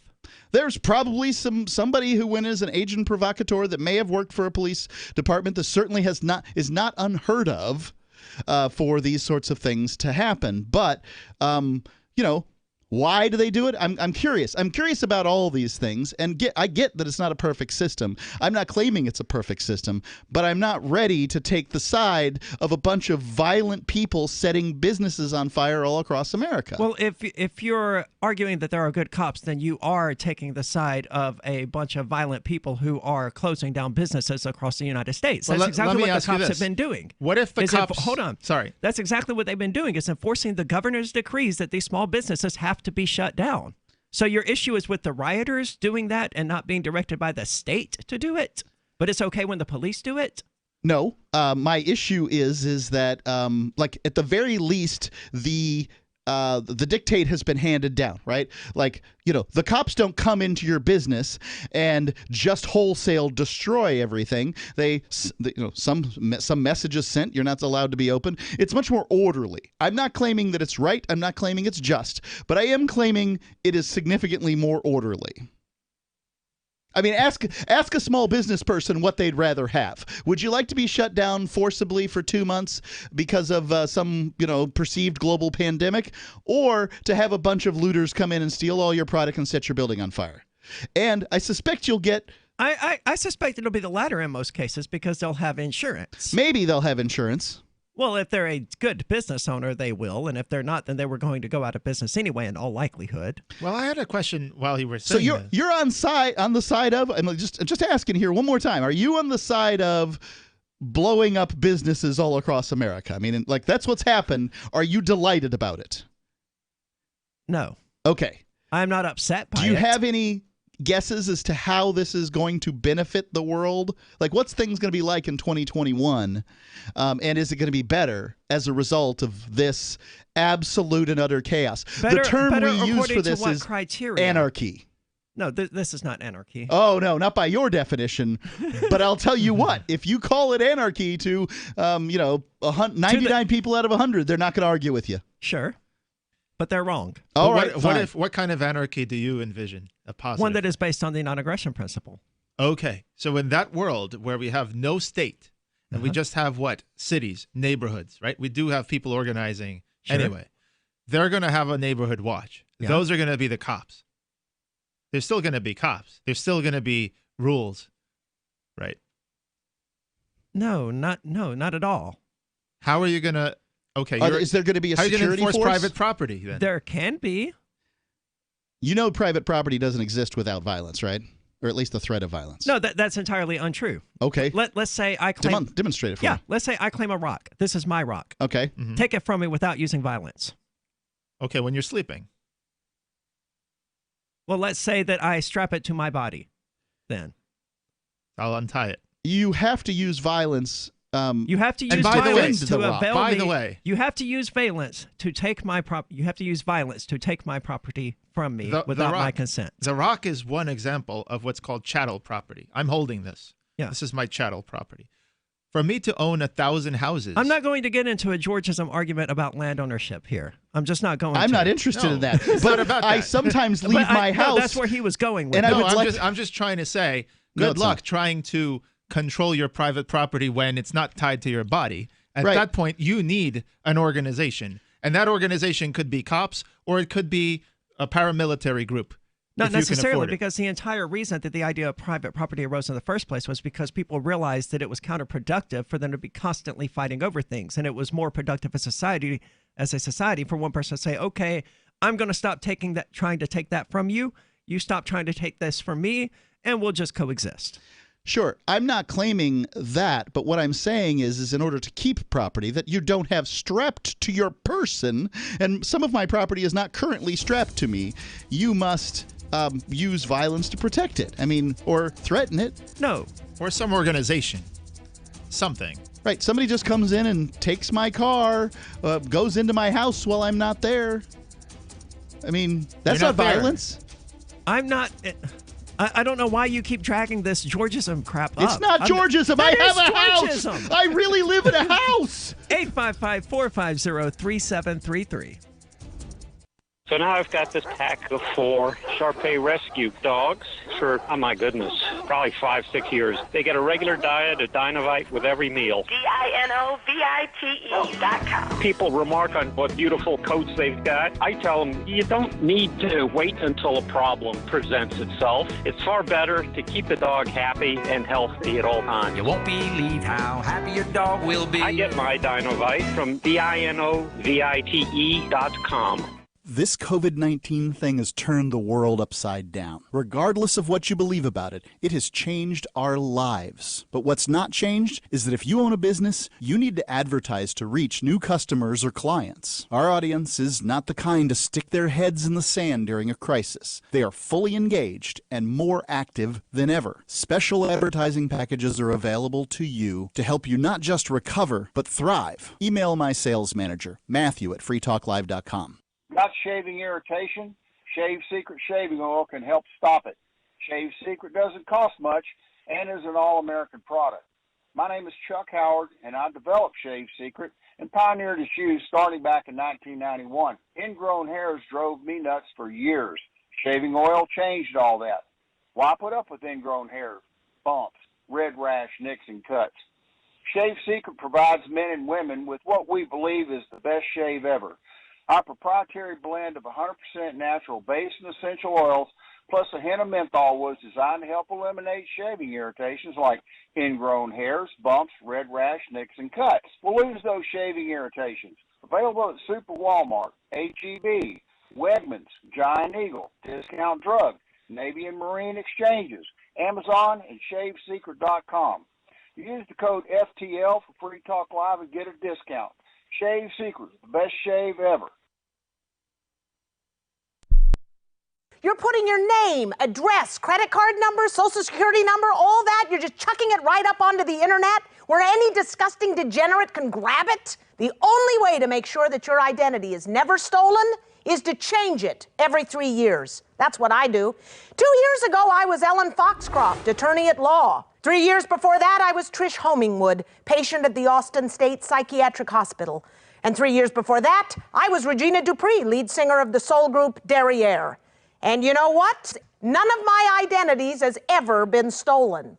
So to make sure that your personal information stays safe, you gotta follow some simple steps. First, you're gonna need new pieces of identification, right? But don't worry, old Shelby knows a guy up in Detroit, can fix these up pronto, real cheap. Next, you're gonna have to fake your own death. But all that takes is a mold of your teeth, a corpse, and a $500 used car for setting on fire. This is the Onion News Network. There are lots of ways to listen to Free Talk Live. Our podcast has been around since podcasts began, and now the FTL feed is loaded with content besides our full show archives. Did you know that we make it easy for you to customize your podcast subscriptions? We have different feeds, one that includes only our full shows, one with just the Daily Digest, and our main feed that includes everything. You decide what you listen to. It's quick and easy to customize your feeds at feeds.freetalklive.com. That's feeds.freetalklive.com.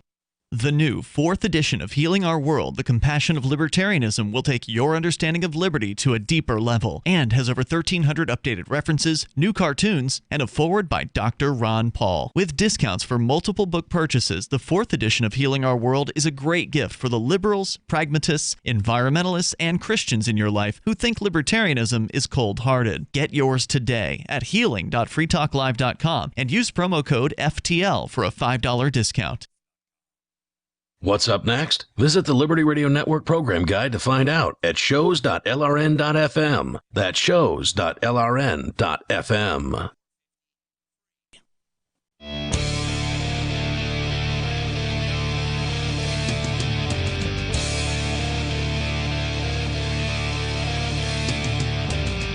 This is Free Talk Live, talk radio that you control. You can call in and talk about whatever is on your mind. That toll-free number is 855-450-3733. And with you tonight, it's Aria. Gregorio. And Mark. And the next generation wallet is coming from Divvy. In just a few taps, you'll be able to spend, earn, store, and exchange digital money in seconds. Divvy says you'll be able to send money around the globe in only a swipe and instantly exchange between Divvy, Bitcoin, and fiat right in the mobile app and withdraw directly to your bank account. There's no need to wait, though, as Divvy already offers the first one-tap solution for earning passive income with their multi-tiered masternodes, which allow anyone to earn by supporting the Divi network.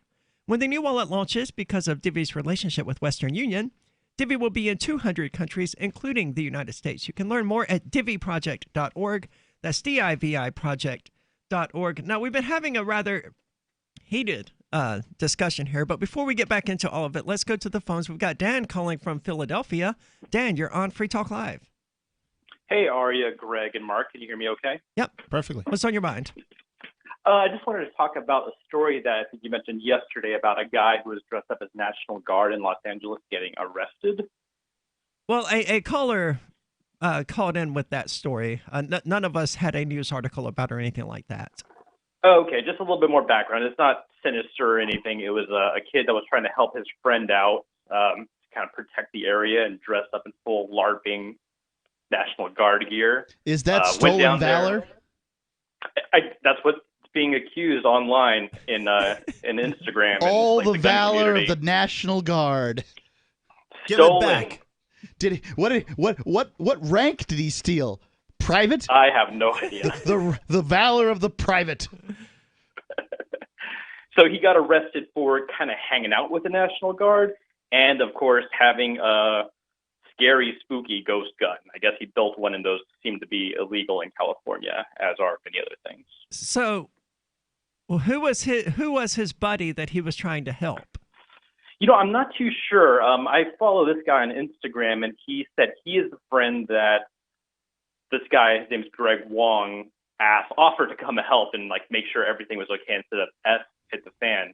And the guy said, like, I don't need your help. We're cool. You know, it's fine. But he came down there anyway on his own. So I'm not really sure exactly who the guy is or what his business is. But yeah, that's kind of the background information I have. Okay, so he was just trying to LARP as a soldier, and Yeah. which stands for live action role play. It's that nerdy thing people do at like Renaissance fairs and stuff. But he decided to do it as a National Guards person, and is he being charged with stolen valor, or is that just, random people on the internet? I think maybe hanging out with them while you're dressed up as them is some kind of a crime. But he is being charged with idea. It's not a good idea. He's being charged with the weapons violation of manufacturing a weapon, a ghost gun. Well, I hope it's it works interesting. out for him. So this is, for me, the Ghost Gunner brings up very interesting questions, right? Like here in America, you can build tools. Here in America, supposedly, you have the right to keep and bear arms. Now, they could jump into the Interstate Commerce Clause, and they can say, yeah, but Ruger isn't allowed to sell you, an AR platform or whatever it is that they make their claim at because it goes across the states or whatever, and forget about a gun building business inside the state. In this case, you actually can build the gun in your own basement. Just, it's yours. Like you built it. You bought the aluminum. You bought the routing machine. You've created the tool. You've put some accessories on it. And by the way, a gun, as defined by the BATF, is the lower, right? This odd little piece. In this case, it's carved out of aluminum. And then you just buy all the accessories that go on it. But in theory, you could go ahead and make the accessories too. And according to this California law, as I understand it, I am not a gun expert and I'm not a legal expert, but as you could just build a gun, and in a country where you have the right to keep and bear arms, you can't have that gun. It's weird. Right. Yep. Well, a couple other states like that too, I believe. It would be unregistered, and they don't like that. They don't like that. I mean, that's illegal in almost every state, isn't it? You could build other things. What if you built a bomb, though? I mean, I would not suggest anyone build a bomb. First of all, that's a really good way to just have the feds show up at your door. Right. I mean, buy enough nitrogen fertilizer and you've got them. There are limits, I guess, to what they'll tolerate. Dan, thank you so much for the call. Hopefully it works out with this guy, and hopefully it leads to a Supreme Court law regarding the manufactured weapons in the state of California. I don't think it's likely. I just wanted to suggest, what if he had a sexy National Guard uniform, like on Halloween when you have the sexy policewoman hanging out with other police people? Is that okay? It's possible. I mean, I stole half your valor. Has anybody been arrested for impersonating a police officer for being in like a little mini skirt with a badge? Well, probably not. That's not a very good impersonation. No, sadly. I wish more police officers Would you like did wear them? miniskirts. Would you like the police officers if they had a different uniform? I would like them better than I do now, for whatever that's worth. Well, let's keep going to the phones. We got Cruel Philosopher calling via Discord, which you can find at discord.freetalklive.com. Cruel Philosopher, you're on Free Talk Live. Hey guys, big fan of the show. I wanted to ask you guys, what do you think about this idea, which is conservatives claim to be, the party of small government. They want the government out of their lives, yet they're so pro police and military. And I never understood how those two ideas can coexist in somebody's minds. Right. So Democrats like government bureaucrats. Conservatives like government bureaucrats with guns and hoses. Basically conservatives, they say the words that libertarians say, but really only in the economic sphere. In the social sphere, they're like, we would like the government to keep doing what the whole point is, you're conserving the current America. So you need something to enforce the power, I guess. That's what I would say. I don't know very many conservatives who actually want small government, though. They just like saying it. I mean, they're fine with the National Guard roaming through the streets of the United States to put an end to the Black Lives Matter protests. Mm-hmm. And you would think that a small government advocate would be against such a thing. See, there's also conservatives, like Republicans have switched, right? Have split. You had conservatives, then you had the Tea Party, and then you had I would call it the alt-right, but whatever you want to call it, calling the Republican conservative Cuckservatives, right? That's what their name was for them, because they had principles and they said, we're not going to support Donald Trump. We're going to support our principles. So, for example, when Donald Trump uses eminent domain to take land to build his wall, or when they give emergency powers to Donald Trump to put people in cages, the conservatives might be against that, like if you're a conservative, right? But you have to be careful because you could also be Republican and not conservative. You could be, let's say, against Mexicans and Honduran refugees coming to the United States, and that's more important to you than limited government. Gotcha. Just one last thing. I wanted to say, I live in New York City, and I heard you guys talking earlier about the rioters and whatnot. And if I didn't live in the city, I would believe that it was a lot worse than it is based on social media. So something just to keep in mind. Are you in Manhattan? No, I live in the Bronx. Okay, I mean, I've heard that the bad stuff's going on in Manhattan, and I've been in both those places, and it's like you don't know one thing that doesn't know what one side's going on the other. I don't know what's going on. Poor Philosopher, thank you so much for the call. It's an important reminder, and we had this discussion last night. What's on the internet isn't necessarily real life. Bitcoin.com has launched a trading platform at local.bitcoin.com, allowing you to buy or sell Bitcoin Cash via dozens of payment methods like PayPal, Venmo, bank deposit, remittances, or meeting in person with cash. There are no ID requirements to sign up for and use the site, and all communications between buyers and sellers are encrypted. Finally, a global trading platform that respects your privacy. Visit local.bitcoin.com to get started trading Bitcoin Cash. local.bitcoin.com. The next generation wallet is coming from Divvy. In just a few taps, you'll be able to send, earn, spend, and exchange digital money in seconds. Send money around the globe with only a swipe. Instantly exchange between Divvy, Bitcoin, and fiat right in the mobile app and withdraw directly to your bank account. Divvy already offers the first one-tap solution for earning passive income with crypto. Multi-tiered masternodes allow everyone to partake in the network. Visit DivvyProject.org. DivvyProject.org.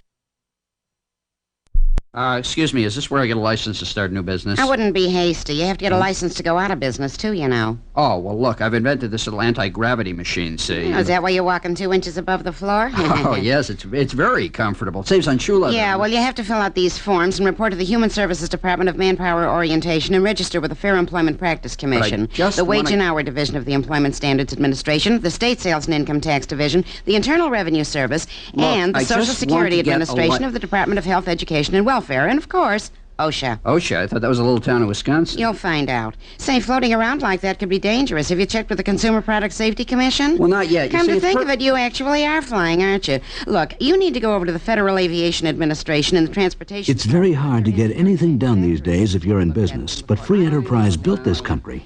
Think what could happen if we don't keep it free. A public service of this station and the Center for the Defense of Free Enterprise, Bellevue, Washington. We just can't have people floating about unregulated, you know. Cell 411 is a free app for Android and iOS that replaces government-controlled 911. Cell 411 allows you to preset a group of friends or private organizations to show up at any emergency. Cell 411 is a nightmare for the state because it proves their so-called services aren't needed. Cell 411 has had thousands of installs, and of course it's covered by the BIPCOT no government license. Cell 411 because your friends won't shoot you when you're in trouble. Without the government, who would build the emergency services? You and Cell 411. Get it today at getcell411.com. What if you want to hear the latest episode of Free Talk Live, but all you have is your phone, you forgot to download our archive, and you have no data connection? You can call our Listen line at 641-793-0191. That's a long-distance number, so you may incur charges. If not, listen as long as you want. 641-793-0191. The Free Talk Live Listen line, 641-793-0191. Why did you move to the Shire? I moved here to the Shire because there's other people around who take liberty just as seriously as I do. I moved to the Shire because I saw videos of people challenging authority and thought that I could get support myself. It called to me, like, do this right now. I wanted to be around people like me who got it.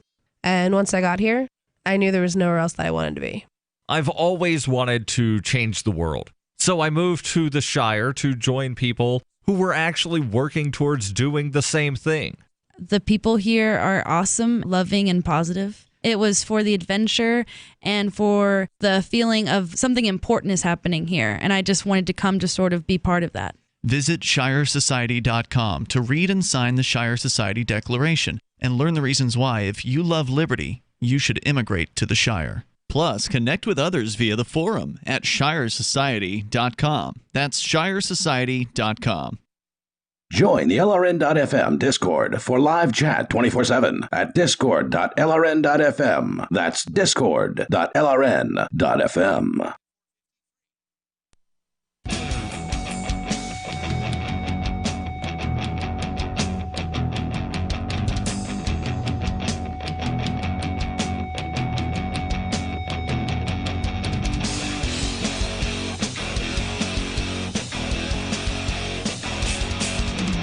This is Free Talk Live, talk radio that you control. You can call in and talk about whatever is on your mind. That toll-free number is 855-450-3733. And with you tonight, it's Aria. Greg from New York. And Mark. And do you want more businesses accepting Bitcoin Cash and Dash? Well, now with AnyPay, you earn passive income for every purchase at those businesses, which means you finally have a financial incentive to spread Bitcoin Cash and Dash. You make it happen, so you receive the rewards. All you have to do is download the AnyPay Cash Register app and add your cryptocurrency wallet addresses. Then install it at a real-life business and tell us what you did at anypayinc.com. That's anypayinc.com. Commissions are instant. There's no waiting for weeks or months or for certain thresholds or any of that nonsense. No, it's instant. As soon as someone makes a purchase at one of these businesses with Bitcoin Cash or Dash, you get a cut. It's hard to beat that. That's anypayinc.com. Let's go to the phones. We've got Derek J., who is actually a CEO of AnyPay, on with us. Derek, you're on Free Talk Live. Hey, thanks, Aria, for the promotion. I'm the president, but Steven Zeiler is the CEO. No big deal. I wanted to let your listeners know about a man named David Dorn, who died yesterday as a man protecting a store, a pawn shop in St. Louis. He's a former police captain of St. Louis. And he's a black man. He was with the St. Louis police for 38 years. His wife is still with them. He's 77 years old. He volunteered when he heard about the looting. He went out to his friend's pawn shop, who he normally went to check on the alarms if they were going off. And he went to the store because there was a problem there. And they shot him. They killed him. And as he lay there bleeding to death, he was filmed for Facebook Live. And I just want to put the word out there that, I'm not You like said the biggest they fan of killed police. him. Who killed him? Looters who wanted to steal televisions and walk out with them without paying.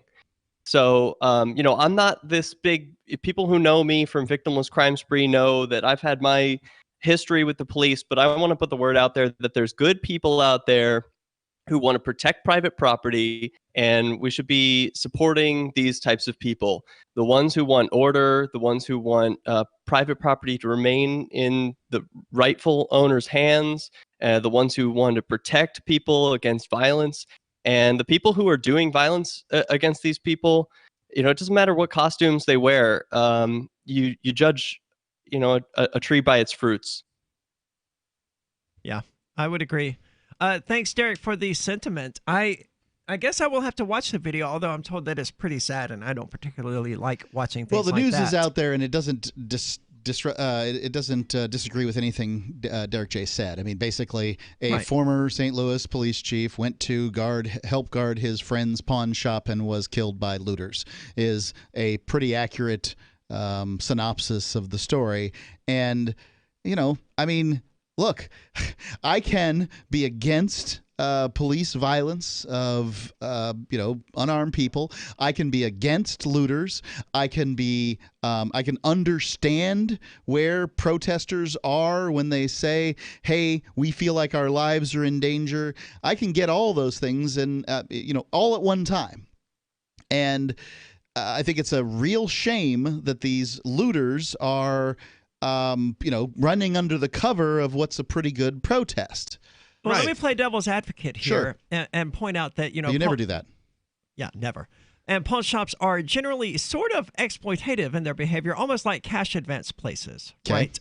A lot of these people who use pawn shops are from poor communities where they don't have a lot, where they may have to pawn their DVD player or their PS4 or something like that for $50, $60, whatever, and then have to pay effectively 200, 300, 400% interest over the course of a month in order to get it back.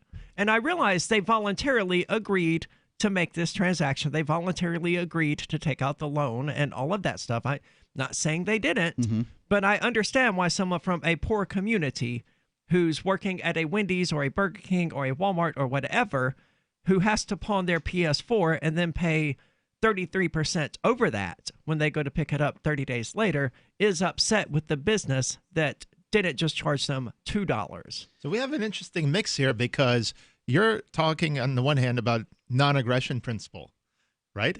And you're saying no aggression, you can't go ahead and loot and steal. I'm not advocating what they're doing. I'm trying to understand their anger and their frustration. Well, if you have anger, are you able to break the non-aggression principle because you're angry? No. All right.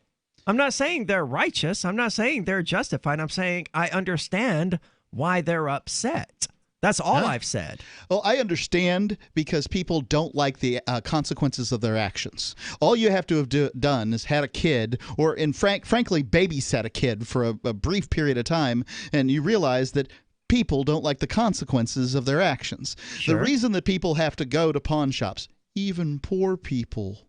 I've been poor. I've been part of the lowest socioeconomic class in America. We call them convicts, right? I know what it's like. I got out of prison. I didn't have much. Admittedly, I had a better network than a lot of people, but that's the reality of it, is I didn't have much. The reason you got to go to a pawn shop is because you've never put together the ability to borrow from anybody else.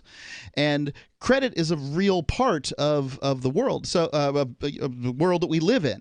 Sure, but they live in a system that intentionally refrained from teaching anything about the credit system or the financial system. Is that the pawn shop owner's fault? No, it's the government's fault. I'm not saying. Look, it's I'm not the government's fault either. That's either. what people are upset about. It's the systemic problem. It's not one individual pawn shop, or even this incident, which was a ghastly incident and something that happens far too often with the police. It is the whole system that people are protesting. Credit isn't new, and it doesn't take a high IQ to understand it. Okay, so here, I'm going to give the simple idea for credit. When you borrow something, pay it back as quickly as you can. That's what credit is. And if you do that, then you're going to have good credit. And if you don't do that, you're going to have bad credit. If you have bad credit, then you've got to go to the payday lenders and the pawn shops and these other places, and you've got to get the money that you've got to get. Because well, it's not necessarily that they have bad credit. I mean, they could also have no credit. Usually a no credit person can get credit from somewhere, and a no credit person probably isn't going to a pawn shop, is what I'm thinking. You could just be making a poor choice in going to the pawn shop, in which case you've made a poor choice going to the pawn shop. By the way, this is where my libertarianism is a little bit different sometimes. Sure. A lot of times we assume that no matter how poor the person is, they have a way out. They can just have better credit or pick themselves up by their bootstraps. But a lot of the time, the threshold is just a lot higher than many people fall through the cracks, right? Right. And so if they cannot help themselves, then someone's either got to help them, or we say, look, it's not my problem, right? And it just is what it is. And the thing is, we got to keep in mind, we are better off than all throughout human history. Water's coming to your house. That water is being cleaned. It's bacteria free. There's little shrimps in the New York's water that eat the bacteria. That kind of stuff never happened throughout history. I mean, Romans had aqueducts, but people had to carry water from the river, right? A lot of the stuff, sanitation, safety, child mortality is down. So we just come to expect all this stuff now. So I'm not saying that poor people today are not better off than poor people than rich people throughout history. I'm not saying that. But what I am saying is, given what we've come to expect, roof over your head, everything, many people cannot afford that today. So. There are people who can't afford it, but I think that with diligence and a good attitude, you can move from the lowest rung of the ladder to the middle rung. I'm not saying you're going to be Bill Gates, but I went from bankrupt to having my house paid off in about 7 years. I mean, yeah. You think everybody can do that? I think if they try hard enough, they probably can. I had a middle-class income. 855-450-3733. There's so much hand sanitizer on the market, but beware, not all hand sanitizers are created equal. That's why you want to use 2020 Safe hand sanitizer. You can trust the hand sanitizer on 2020safe.net to be made with the highest quality ingredients, American made with American ingredients, employing Americans. Log on now to 2020safe.net and order your 1 liter today. Normally $29.99, but reduced to $19.99. So hurry while supplies last and receive a bonus. That's right. You'll receive a 30-count bottle of Immune Booster, a $39.95 value, free by using code GCN at checkout. Right now, click 2020safe.net. That's 2020safe.net to get our 1 liter bottle of high-quality hand sanitizer with your free bonus. A 30-count bottle of Immune Booster valued at $39.95. Remember to enter GCN at checkout, and the bonus is yours free. 2020safe.net.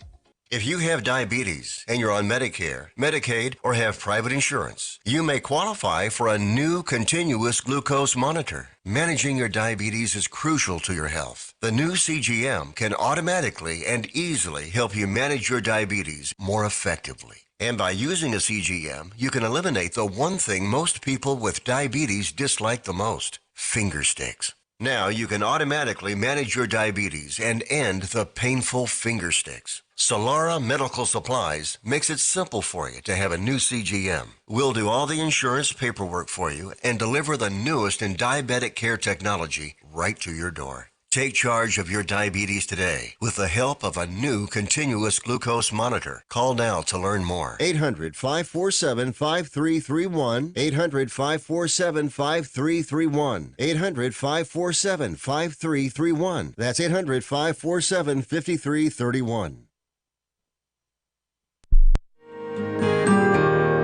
So the protection of life, liberty, and property is what the Free State Project is all about. But it's an effort to move 20,000 people who understand. It's about demonstrating to the entire country that, yeah, we can have a free market, a truly free market. Making it just a freer, great place to live. It's the world's largest voluntarist libertarian community, and it's only getting bigger. That's amazing, to be able to move to a place where other people passionately believe in being free and independent. What the Free State Project is managing to do, though, is to put their money where their mouth is. It's physically getting up across the country and saying, let's go someplace and let's demonstrate the power of these ideas. There's a lot of kind of philosophy that surrounds liberty. There's a lot of thinking about it and talking about it. But here in New Hampshire, people are doing it. 101 Reasons Liberty Lives in New Hampshire, a documentary by Free State Project Early Movers. Watch it free at 101reasonsfilm.com. 101reasonsfilm.com. Some of you asked, and now we've delivered. LRN.FM's live Keene, New Hampshire studio shows are now streamed in HD on Twitch. Visit our channel at twitch.lrn.fm and give it a follow. If you have Amazon Prime, you get one free subscription on Twitch. If you use it on our channel, Twitch will give LRN.FM a monthly piece of your Prime subscription cost. So please watch, follow, share, and subscribe to twitch.lrn.fm. That's twitch.lrn.fm. Are you a cryptocurrency advocate? The Crypto Tip is the ideal outreach tool to help new people discover cryptocurrency. It's a printable business card-sized tip that you can give to service providers, preferably in addition to a good cash tip. When the server scans the QR code, it'll bring up an explanation of cryptocurrency, how to install a wallet, and allow them to claim the tip. If they don't claim the crypto, you get your tip refunded to you after a time period you specify. Plus, if they do claim the tip, you get an email alert. Create as many tips as you want at cryptotip.org. That's cryptotip.org. Live video of our Keene, New Hampshire-based shows is streamed on DLive. Please follow and share at dlive.lrn.fm. That's dlive.lrn.fm.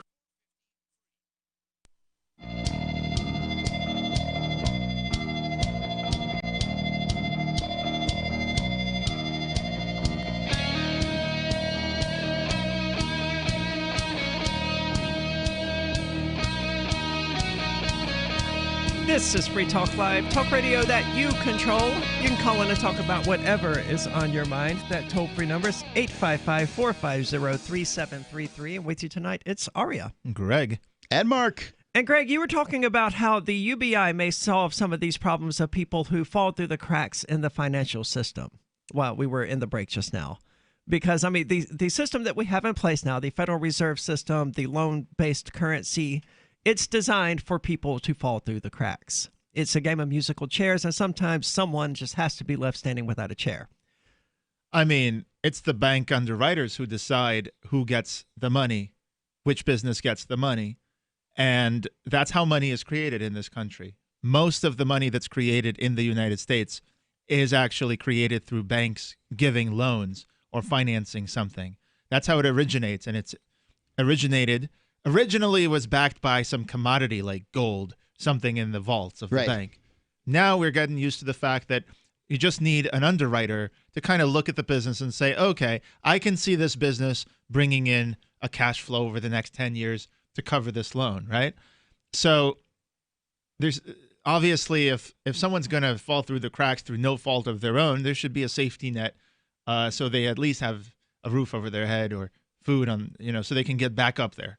Someone like J.K. Rowling had that, and now she made Harry Potter. Not saying everybody can do that, but I would say that's true if we're going to have a system in place that makes it mathematically certain that someone will fall through the cracks. Yes, it would be good. Yes, and we do. In such a system to have a safety net for those people. Yeah, and by the way, that UBI, you can think of it as in a second way. That could be a money issuance mechanism that is by the people and not by the banks. In other words, if the government issues $1 and gives it to a person, that person decides where to spend that dollar. So rather than the business going together with the bank underwriter and creating money, because they're creating the money, instead, the business and the human being, a person, create the money based on the person's decision right now. You don't have to think what the business will do in the next 10 years. Right now, the person wants to buy X, Y, Z that they need. That's where the money goes. It still gets to the business. The end result is the same. After the first hop, it ends up in the business. But rather than the bank creating it and giving it to the business, the government gave it to a person, and that person voted with their wallet as to what they needed. So the money keeps actually going to the businesses, selling what people need right now. You think of it as a way to issue money, and it can exist alongside banks. It sounds promising. I would rather it not exist alongside banks because I'm not a fan of banks and the evils. Well, they're probably not commit. going anywhere tomorrow. And one of the things I think about banks is that they're going to have to change as time goes by. They offer a legitimate service, right? Like, do you want? Well, they used to. Well, no, and I think they still offer that legitimate service. What would that let me ask you be? this, right? Like, let's say you have 10 1-kilo gold bars. Okay. And I would not put that in a bank.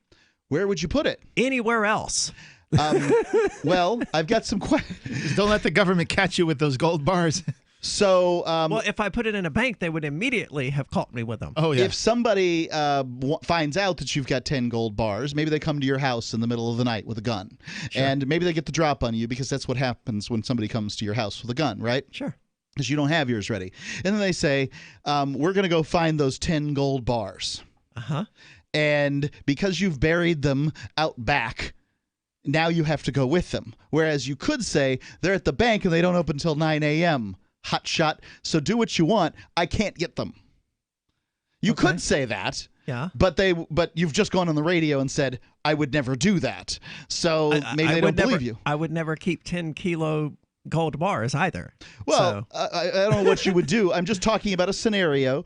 Do people are there people out there with 10-kilo gold bars?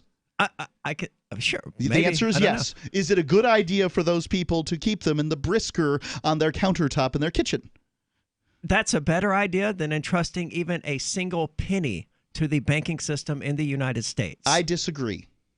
Well, you're one frozen account away from agreeing with me then. Well, you could put it in a lockbox and get in there. Until the bank, has to default and they sell that gold. Well, look, which they have the right to do legally in the United States and in the United Kingdom as well. I say if this is a better system, the banks will lose because it's better, not because we don't need to shut down the banks. And in fact, I think we do, but okay. Well, we're not going to because we need to convince everybody first. We can convince them by having a better system where the UBI is issued through the people and it gets to the businesses that way. And if it goes that way, then it actually goes to where it's needed the most at the moment. Or rather, just the currency itself, rather than being a UBI, can be, issued directly by the people through agreement. And they can do this how? Well, I'm working on stuff like that myself. Okay. Yes. Where can people find out more about this? Okay. One of my libertarian projects is called Intercoin.org. If you go to Intercoin.org, you will find a project that aims to give power to the people by allowing each community to issue its own currency. Now, why would you want to have your own currency? Like a casino has its own chips or Disneyland has its own Disney dollars. Why? What's the point? Well, the community obviously gets a soft power because the casino chips are valuable in the casino, and you wouldn't take $1 million of chips and just go home with them because they're worthless outside the context of the casino. That's a soft power that you don't need violence to enforce. You don't need an armed guard outside the casino saying that you can't take these chips outside. You could take as many as you want. It would be irrational to steal chips from the casino. By having that power now, it's called a network effect. Everyone in the casino accepts those chips there. The casino can print more chips or issue more chips and give it to anybody that they think that should have it. So a community can end food insecurity by giving every homeless person enough money to buy food, for example. That's a form of UBI. They could pay for everyone's health insurance and so on if they want. So to carry out the example, the casino could say, hey, we have these 7 people sitting over there. They're hungry and they don't have the chips to pay for their meal. So let's just grab some chips and go give them to them. No violence. Nobody had to be coerced to provide that service of giving them food. They got the chips. They paid like everybody else. So there's no violence, but you solve the problem of food insecurity. Very cool. That's intercoin.org, INTER coin.org. Definitely worth looking into because you also mentioned earlier that people can vote via Intercoin. Right, and I'm fascinated about this idea, right? Okay, so we're voting basically the way that we voted in 1789. Granted, more than white, male, 21-year-old landowners can vote. By the way, George Washington was voted in with fewer than 3% of the population voting, and I think that that's really important for some reason. But, now here in 2020, we're all carrying around these, what would have been called in 1979 a supercomputer, right? I've got a Samsung 9 Plus in my hand because I'm too cheap to buy the newest phone. I never have. This thing has an incredible amount of computing power to, previously. It can tell whether I'm me or not by scanning my face or checking out my finger. Now, have you activated this stuff? Not my face, but I do use the finger thing. It's really pretty awesome because you don't have to work very hard. But yeah, Samsung has I would disable that. Why? Because you can easily get arrested and a cop can just take your finger and unlock your phone in a half a second. At this point, there's a new ruling out last week or this week that says that even unlocking your lock screen is a search. So we've had some ruling recently. That's cool. Yeah, it's a new good ruling. Anyway, as far as voting goes, I figure these gizmos are gonna replace polling booths at some point. I presume we're going to use blockchain technology because it's the only way to be sure in a trustless fashion that things are true. How's Intercoin going to do that? You've got 1 minute. I'm just going to say that if you can't have large gatherings, how are you going to go to the voting booth and have everybody gathering to vote? We're going to have to eventually move to this thing. I don't see any reason why I should have to spend 45 minutes to vote, and that's a good day. Yeah. Well, you can mail in your ballot already. Yeah, but I have to have planned ahead to get my ballot in order to mail it in. And the mailing in ballot, how is that different? So instead of the mail system, trusting the federal government with the post office, why don't you trust the mathematics of the cryptography?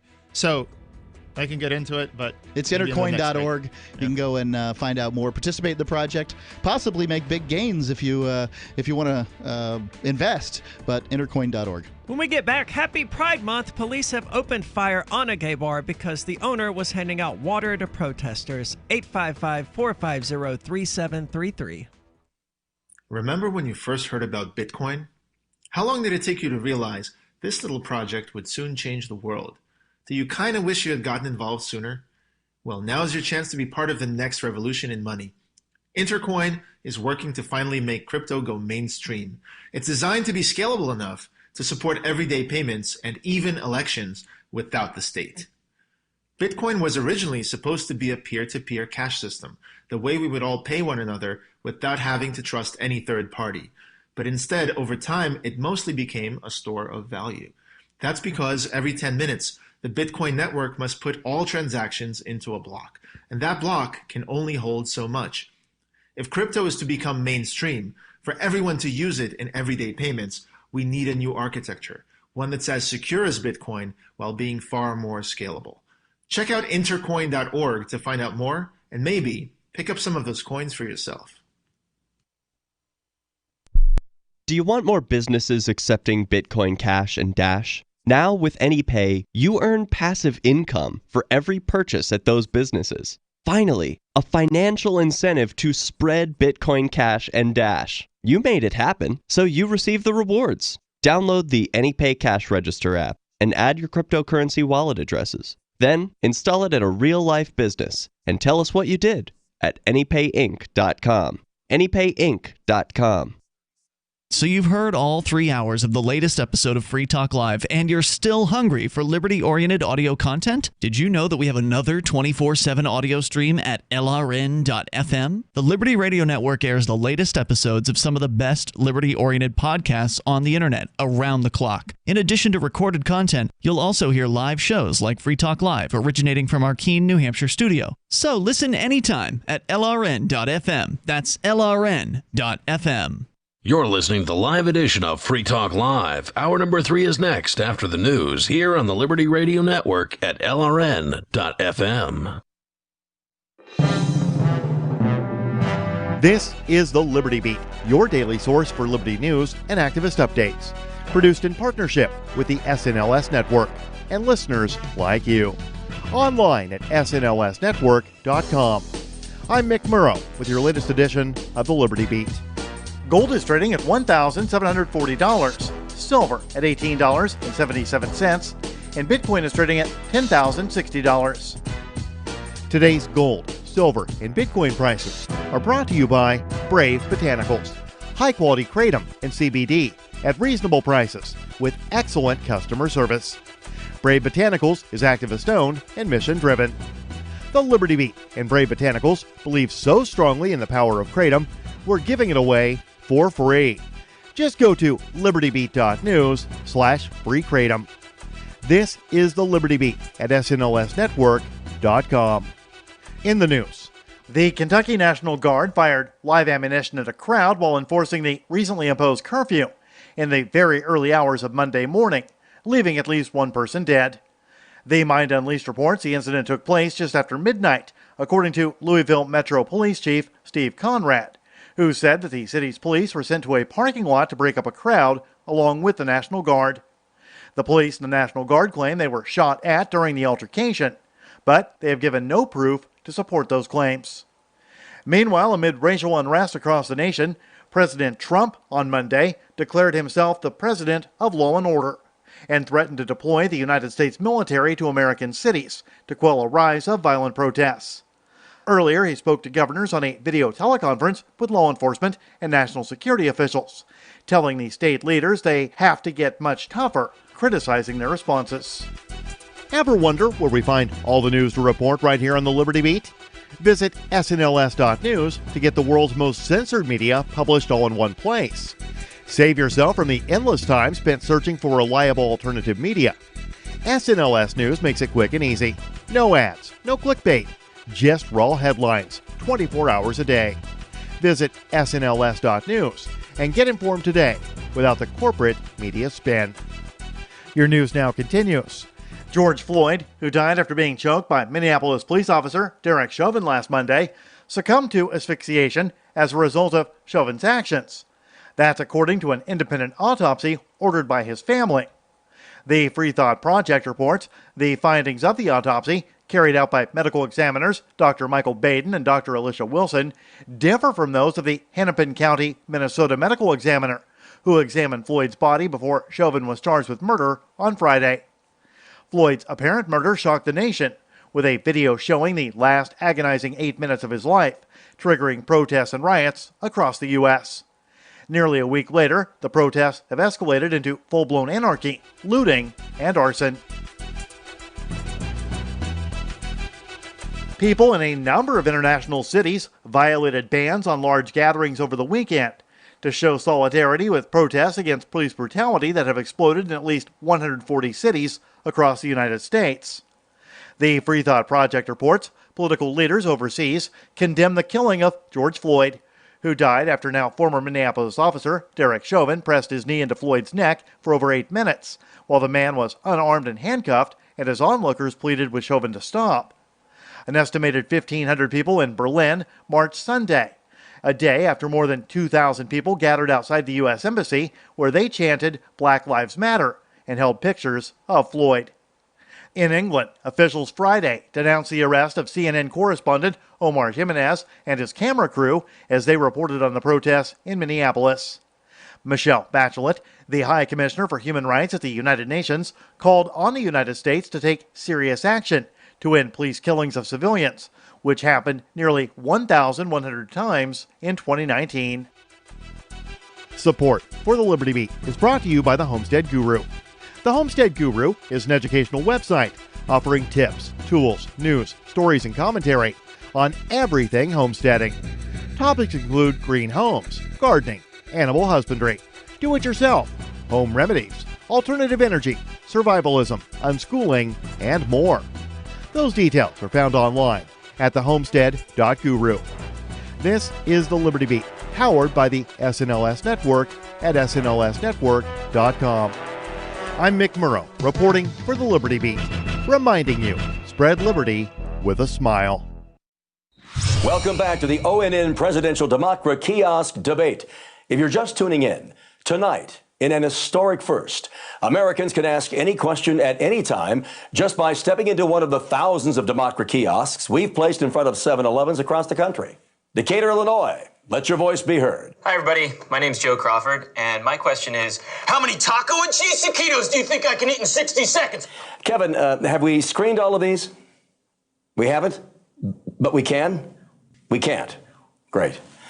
Straight from the heart of America, raw and unfiltered, Rockville, Maryland, to Boulder, Colorado. This is the most powerful sword in the planet. So, we really can't screen these things, Kevin? Not at all. Okay, then I think I'll just ask a question of my own. What's that? Okay, no, I won't. Austin, Texas. This is the Onion News Network.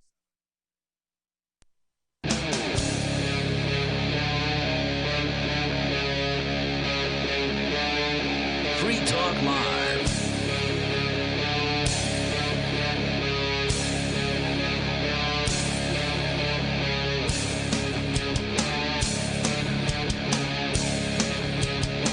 This is Free Talk Live, talk radio that you control. You can call in and talk about whatever is on your mind. That toll-free number is 855-450-3733. And with you tonight, it's Aria. Greg. And Mark. And if you're reading Discord at discord.freetalklive.com, Mark, they're never going to believe that. I used to do a topless show. They've all seen it. So anyway, as we were talking about, or as we alluded to before the break, a LGBTQ bar in North Carolina, the police opened fire on it. This is coming from LGBTQ Nation, and it's particularly funny to me because it's Pride Month, and Pride Month is just sort of, I mean, it's not something I'm really into in the first place, obviously, but it's just been completely overrun right now by, rightful protests against police violence. Well, the two things have merged here. Police opened fire on an LGBTQ bar in North Carolina after they received an anonymous tip that the bar was giving water bottles to protesters. Tim, when you say open fire, what does that mean? They pulled out their guns and they shot at the bar owner. I need to hear more. Yeah.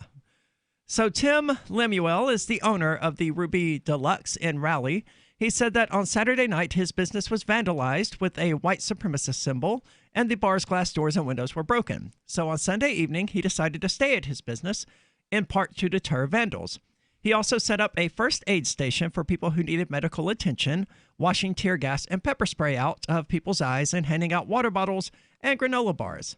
He said that he and some staff were working there for about 7 hours before 6 police officers arrived and told them to move just after midnight.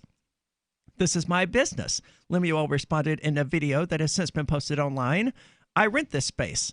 The police officers again told him to move. These protectors of private property that you were all for, well, not all for earlier, but no, yeah, these I'm not all protectors of private property again told him to move, said the game is over, get out. Get out of where? His bar. He had to leave his bar? Well, that's what they told him to. Lemuel walked back toward his bar. Apparently he had stepped outside to talk to them, presumably. I don't know. It doesn't, it's not a straight narrative here. At this point, they don't know whether he was walking back in to lock the doors. As he should have the right to. Well, he should have the right to stay there. He should have the right to stay there, but if he's ordered to leave, at the very least they should let him do is lock the door. Fair, but they don't have the right to order him to leave, I would argue. But I wouldn't claim that. Walked back toward his bar, and police said, "You've been told," and opened fire. "I was in the Army for 8 years, so the bangs didn't bother me, but my staff were scared out of their minds. If you've never been in that situation, it appears like you're going to be killed." So evidently, the police in Raleigh are equally as bad shots as they are in New York City. Lemuel said that deputies had already passed by the bar, which isn't far from the Wake County Justice Center. During the 7 hours, they had every opportunity to come down and check on us, see what was going on, or tell us their concerns. They chose not to, and at some point, they just went straight for guns blazing. I think that's the root of a lot of these problems. I'm just stunned by this. We weren't chanting, we weren't yelling, we weren't gesturing to them. There was nothing that we were doing to instigate a response like that. Right. The Wake County Sheriff's Office, Not that chanting, yelling, or whatever should institute a response of opening fire. Certainly not. The Wake County Sheriff's Office said that the shooting cops are supposed to have to account for every single bullet that they fire while on duty. I'd be interested in knowing what the inspector at their police department is saying about this. Where's the body cam footage? Well, I'll tell you. They said that the shooting was justified because it worked, and it forced the first aid station to disband. Once deputies urged the crowd to disperse several times and there is non-compliance, the next step is to disperse the crowd, said the Wake County Sheriff's Office spokesperson. The spokesperson said that the police showed up at the bar because of an anonymous tip that the bar was handing out water to protesters. But the Wake County Sheriff's Office use of force policy says that officers can't use weapons, neither lethal nor less than lethal, if people are only putting up passive or verbal resistance. Right, that doesn't make any sense. I mean, I don't get how this is justified. I'm listening for the justification, and I have yet to hear the justification for shooting at people who didn't listen to you about shutting down a water stand. Well, according to the sheriff's office, it was justified because it worked. We have investigated ourselves, and we have found that we have done nothing wrong. Well, their goal was to force the first aid station to disband. So they shot at it, and it disbanded. So therefore, it was justified. It worked. Now, what is illegal about running a first aid station in the first place? Is that illegal? Do you have to be licensed and regulated and properly authorized by the state? In this kind of environment, lots of things could be illegal. Right now in New York City, there is a curfew. It's illegal to do things like be outside, walk around in a park. All the more reason to avoid New York City. But let's go to the phones. We've got Robbie calling from Myrtle Beach in South Carolina. Robbie, you're on Free Talk Live. I would just like to thank you for taking my call, number one. Number two, you should go fuck yourself. I'm sorry, what was that? You seem to be using a cell phone. Yeah. We might have lost you. What did he say? I don't know. I get the impression it was supposed to be a gotcha. Yeah, I got so too, but I couldn't even hear it. But I don't know what it was. Come get us back. Nah. Yeah. I'm good on that. So this attack occurred on Monday night. Curfew wasn't imposed in Raleigh until Monday night. Had it been anybody, it would have been bad enough, said Raleigh City Council member Nicole Stewart. The idea that it was an individual, a business owner, trying to help other individuals in our community makes it that much more startling, and I can't let it sit. Stewart sent the video to the city manager and the police chief and is asking for an investigation into the shooting. But as you pointed out, they've already investigated, and they've determined that it was justified because it worked. Here's the thing. We've had two stories. In one story, the protesters, the looters, shot at people. On the other story, the police shot at people. Okay? What we have here is we have essentially bad behavior on the side of the police, and then we have bad behavior on the side, I would say, not of protesters, but of people infiltrating the protests as well. The difference is the police are organized, or at least they're supposed to take a chain of command. They're the only ones that can de-escalate. That's why they have the responsibility to de-escalate things. If they don't do it, how do they expect a random disorganized mob to de-escalate? Well, I mean, you sort of implied here that the looters are as bad as police for shooting people. And, yes, obviously shooting people, there's no justification for it. However, they wouldn't be doing that if the police hadn't started killing people first. Well, I'm not even assigning blame. I'm saying responsibility is always on the organized police. You can't expect a disorganized mob to organize itself to de-escalate, but you can expect a police force to de-escalate, like many police do, and march with the protesters. Why don't all police do that? It seems to be working as far as a de-escalation tactic. This kneeling before the protesters and marching with the protesters kind of thing appears where that happens. There's a correlation of a lack of rioting and looting. Right. So, I mean, that it's a tactic. As a tactic, I should say, it seems to work. It shouldn't just be a tactic. It should be a policy. In fact, when cops arrive at a scene, any scene, the first thing through their mind should be, can we de-escalate this first? But they're being trained in this country to do the exact opposite. Yeah, and it's expected that the random person that they pull a gun on is supposed to be calm and collected, not the officer who supposedly has been trained to be calm and collected. Right. It's not the individual officer who dials it up to an 11. It's the training that radicalizes each person that could be a normal, reasonable person. They tell him, bang, you could be dead. You have to dial it to an 11, in the first second. Yes, you have to but- take control of the situation. He may have been trained to do that, but the cop still is the individual responsible for doing it. I mean, they don't. But it's the system. It's the system that trains the individual. The system that they voluntarily signed up for. That's right. Yeah, they don't get to be absolved of responsibility. I mean, they're still the ones who pull the guns and shoot people. But we need to change the system. I would agree, but I would rather see an end to the system than a change. And I don't see That doesn't always go well. I don't see either event being particularly likely. 855-450-3733. That's 855-450-FREE, as in freedom.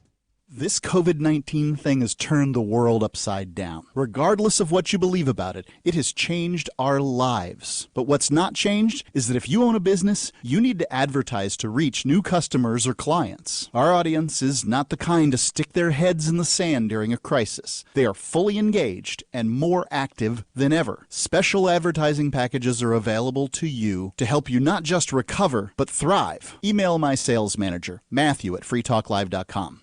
Got shaving irritation? Shave Secret shaving oil can help stop it. Shave Secret doesn't cost much and is an all-American product. My name is Chuck Howard, and I developed Shave Secret and pioneered its use starting back in 1991. Ingrown hairs drove me nuts for years. Shaving oil changed all that. Why put up with ingrown hair, bumps, red rash, nicks, and cuts? Shave Secret provides men and women with what we believe is the best shave ever.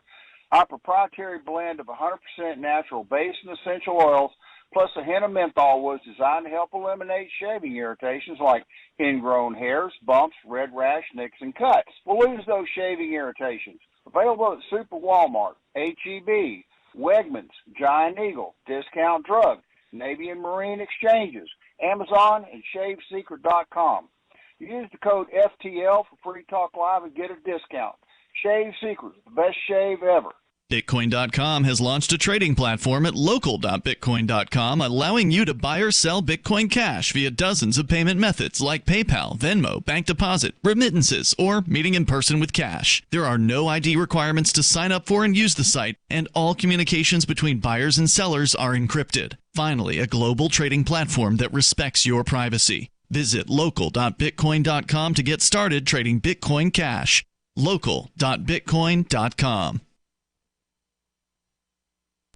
Negotiation isn't just something union leaders and sports agents do. Your entire day is a series of negotiations. If you have young children, you know that. In fact, your kids can teach you a lot about negotiating with grown-ups. According to the world's greatest negotiator, Herb Cohen, author of You Can Negotiate Anything. Herb says that kids understand the process of decision-making within an organization. When one parent says no, they'll ask the other. And Cohen says children persist and persevere.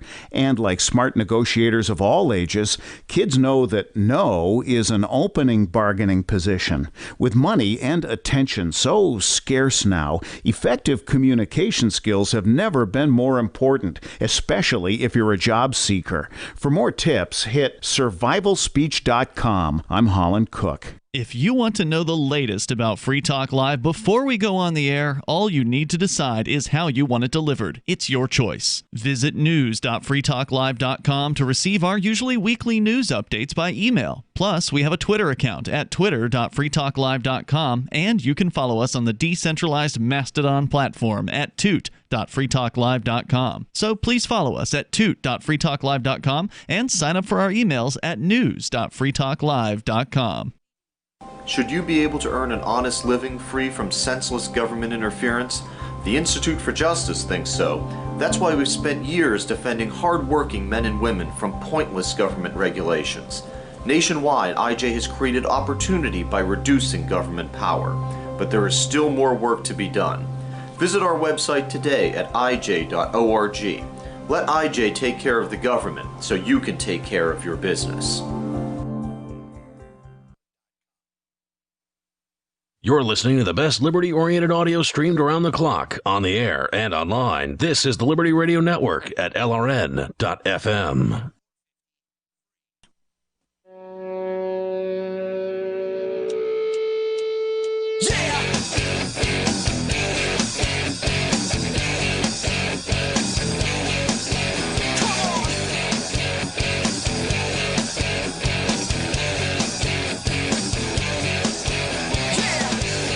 is Free Talk Live, talk radio that you control. You can call in and talk about whatever is on your mind. That toll-free number is 855-450-3733. With you tonight, it's Aria. Greg. And Mark. And you can join us and other liberty-minded voluntarists, anarchists, and libertarians from June the 29th until July the 5th for Fork Fest 2020 at Rogers Campground in the beautiful White Mountains of New Hampshire.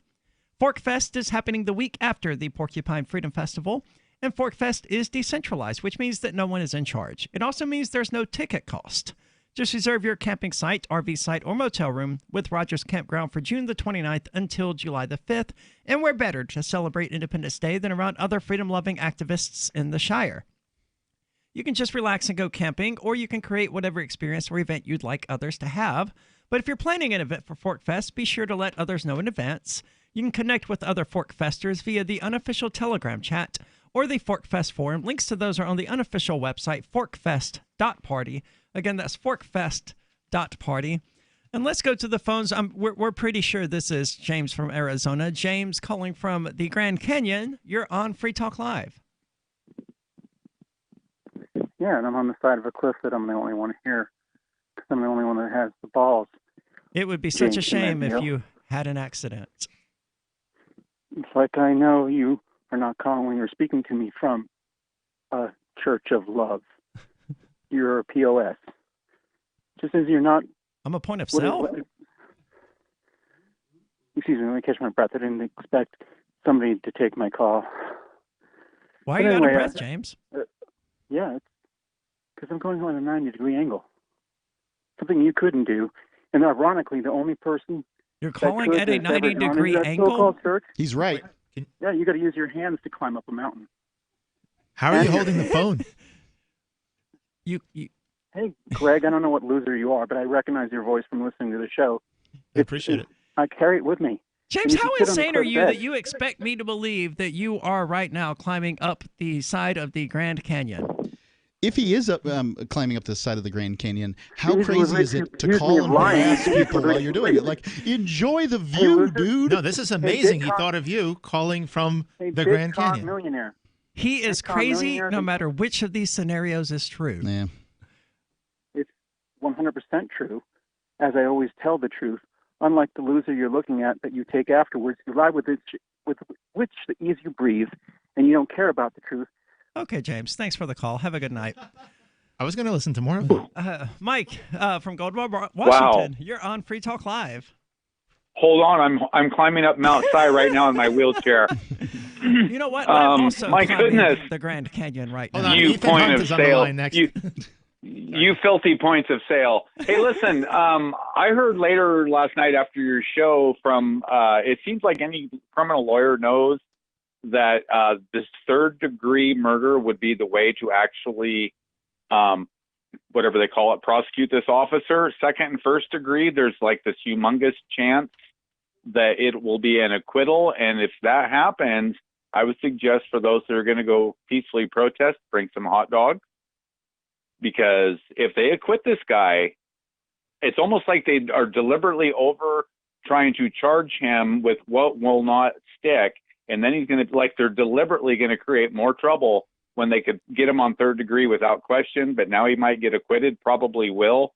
And it's going to get hot out. Yeah, that's I what. think If the he's reason acquitted, they elevated the charges was because of, all of the protests and the demands for that. Right. Clawbacher was the one that's sort of credited with this in some way. Senator Clawbacher announces it on Twitter. Hey, good news. The guy that we have arrested and the guy that we have charged, we're super duper charging him. Right. And you can thank me, good people, my voting constituent, as you burn down buildings. And I believe what she's trying to do is to become Biden's running mate by saying, hey, look, I've got all the rioters that like me.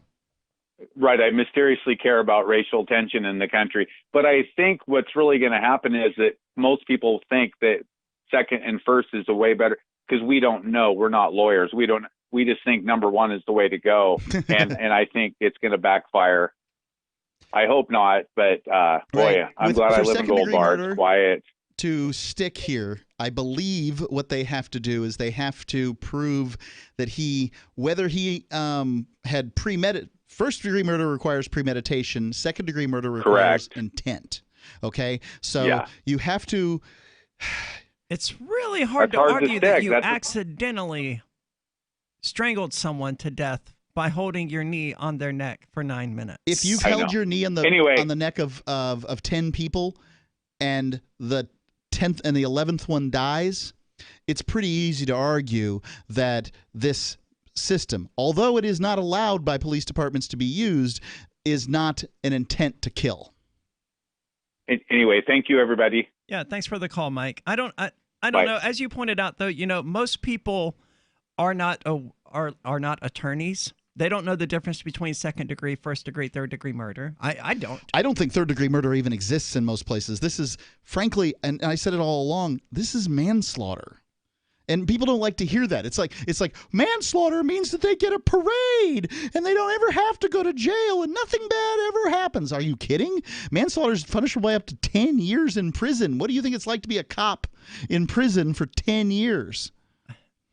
It sucks. I don't know the legal difference, but I would definitely agree with the masses of people here, just based off what I've seen in the legal system. I'd say this. Nobody knows what prison's like. If you have to send somebody to prison for 10 years, you might as well just kill them.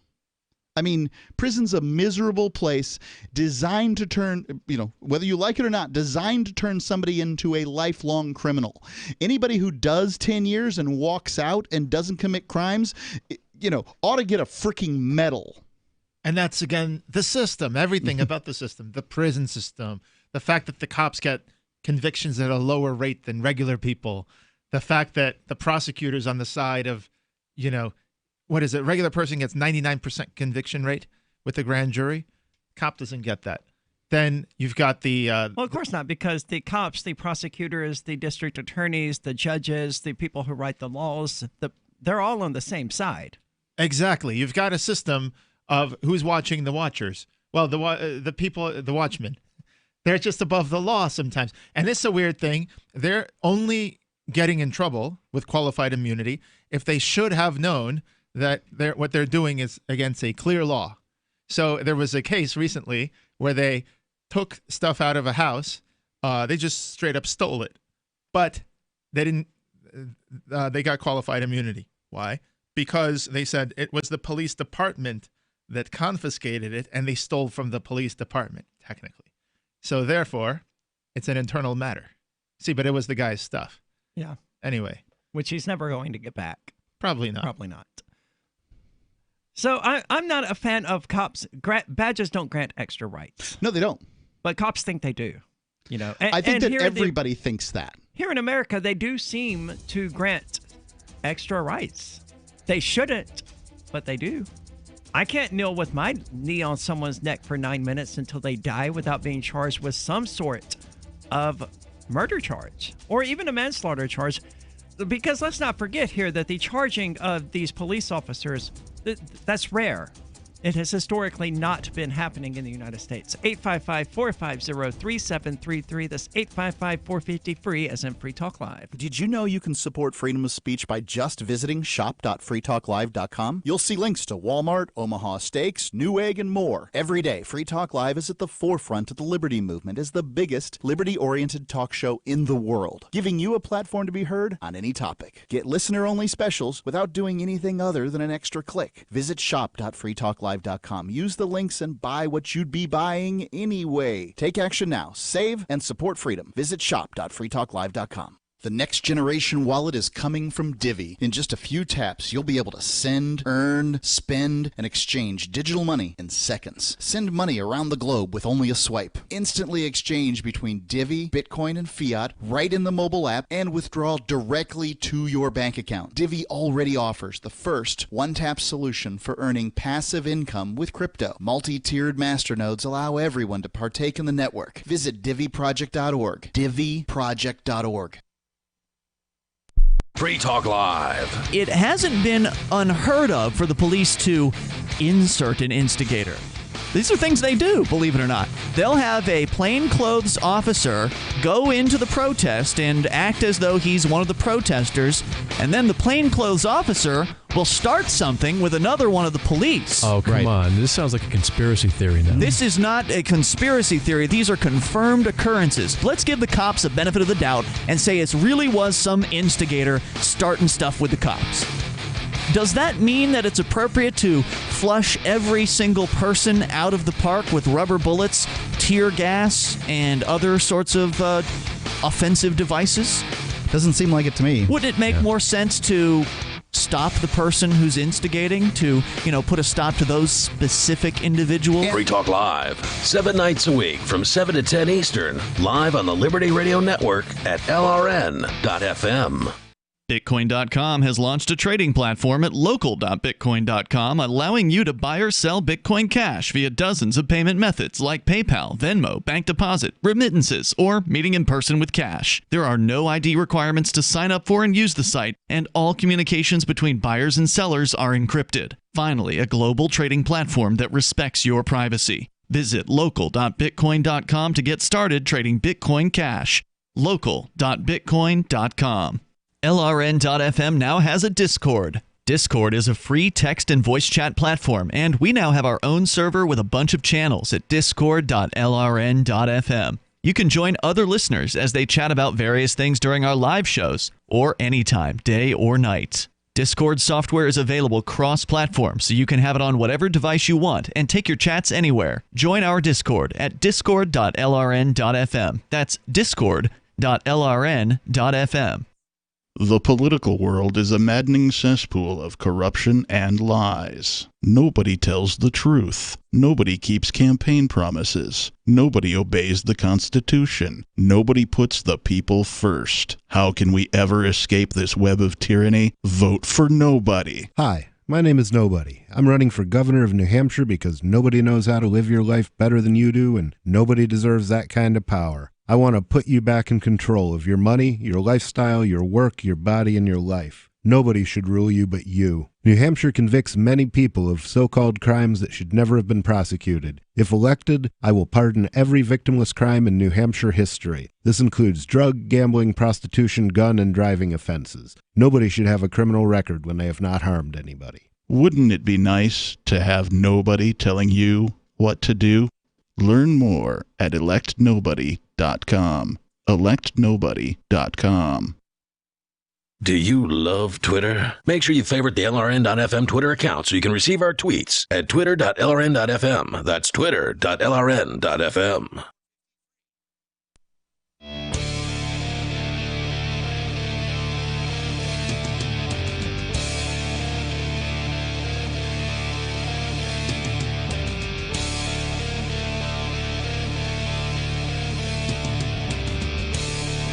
This is Free Talk Live, talk radio that you control. You can call in to talk about whatever is on your mind. That toll-free number is 855-450-3733. And with you tonight, it's Aria. Mr. Greg. And Mark. And, now is the time, according to popular science, to switch to an encrypted communication app.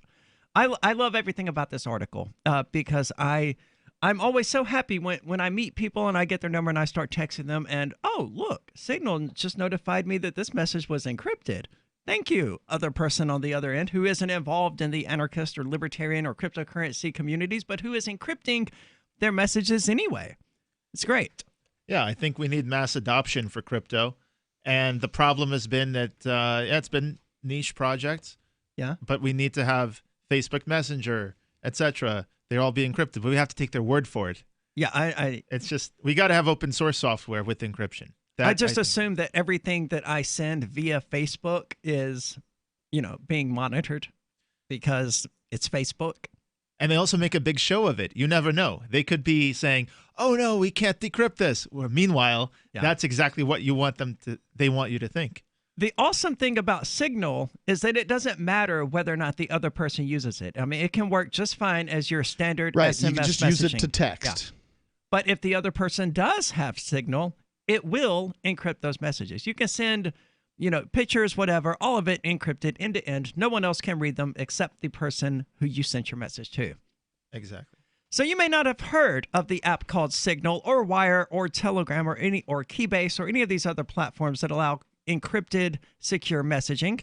But the user experience, particularly Signal, which is what this article focuses on, feels similar to many other video call and chat apps you've probably used in the past. Now, I've never used Signal's video call feature. I didn't even know they had that. Neither did I. I know they have audio.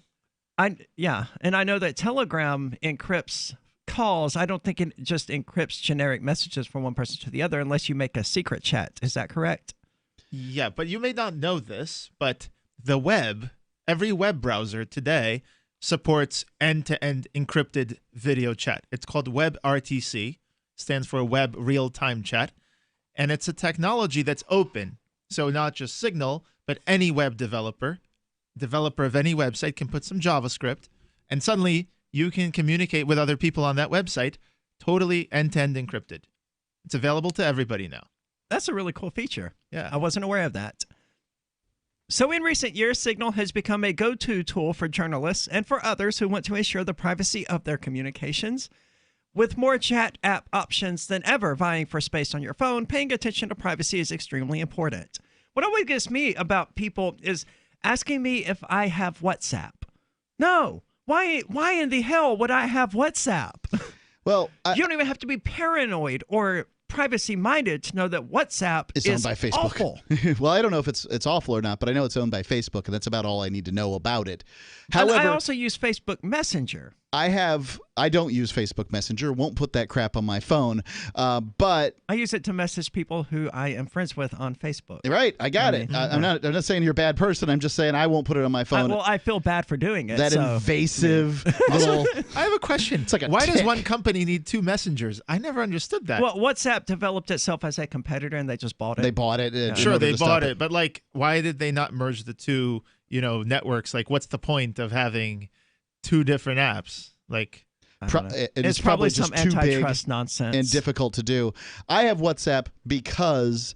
You have WhatsApp, but you want to install Facebook Messenger. That's correct. I have WhatsApp because if you want to message foreign people, this is their thing. Yeah. Like WhatsApp is huge outside of the United States. Well, they need to get on board and use Telegram or Keybase. Right. Do I just tell them or whatever that fork of Keybase is called? We're not going to talk if you don't use Telegram. Is that where I go on this? By the way, you know who bought Keybase, the company, recently? Zoom.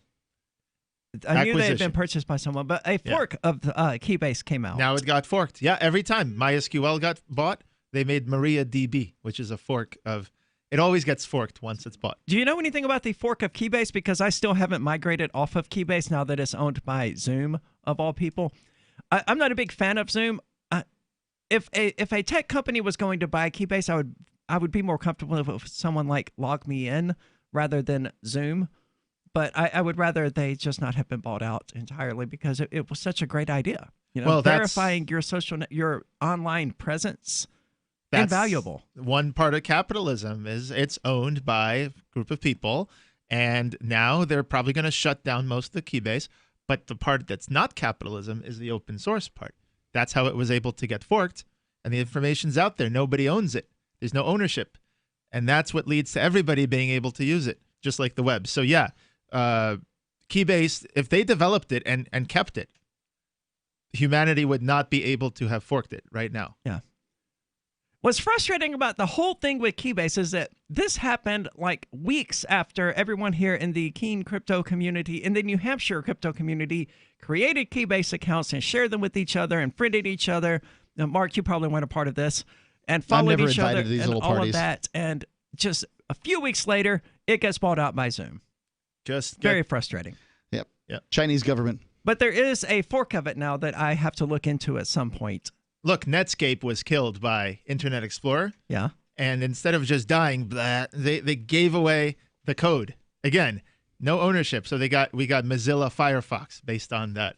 Yeah, and that's true. Everything we have today is a counterweight to Internet Explorer is because of that. It's because they gave away their source code. So if you're currently involved in activism or journalism or in any other sensitive field, or if you just don't like the idea of having sex with your blinds wide open, then this is the right time to start making the switch to an encrypted means of communication. Because I don't like this idea that popular science is putting forward that, if you have something sort of secretive to hide, you should consider into encryption. No, you should just consider it anyway for the same reason you don't have sex in your front yard. Although I will say, if you are reduced to having encryption to escape the government, the problem might not be the encryption. It might be that you need a better society, that you can a freer society. One thing we know is that encryption is used by the United States government and every other government. And it basically allows freedom of communication for those organizations. One thing that the nobles really hated was when the serfs began to get weapons that they had that were relatively easy to use, right? So giving a serf a sword and sword fighting him is never a problem. Giving a serf a crossbow, sorry, I was losing the name there, a crossbow, they can work that right off the bat. Yeah. And they can kill a noble very quickly. They can work a sharp piece of metal off the bat as well. It just takes a little bit more skill. It's a lot more skill. I mean, there's really, it's the finer points. I'm sorry. The finer points. Ha! Ha! So, yeah. And anyway, Dad this jokes. is, I've seen his swords. They're real. I have swords. So, basically, you know, one way or the other, you have to decide whether or not you want to employ the same level of communication these people do.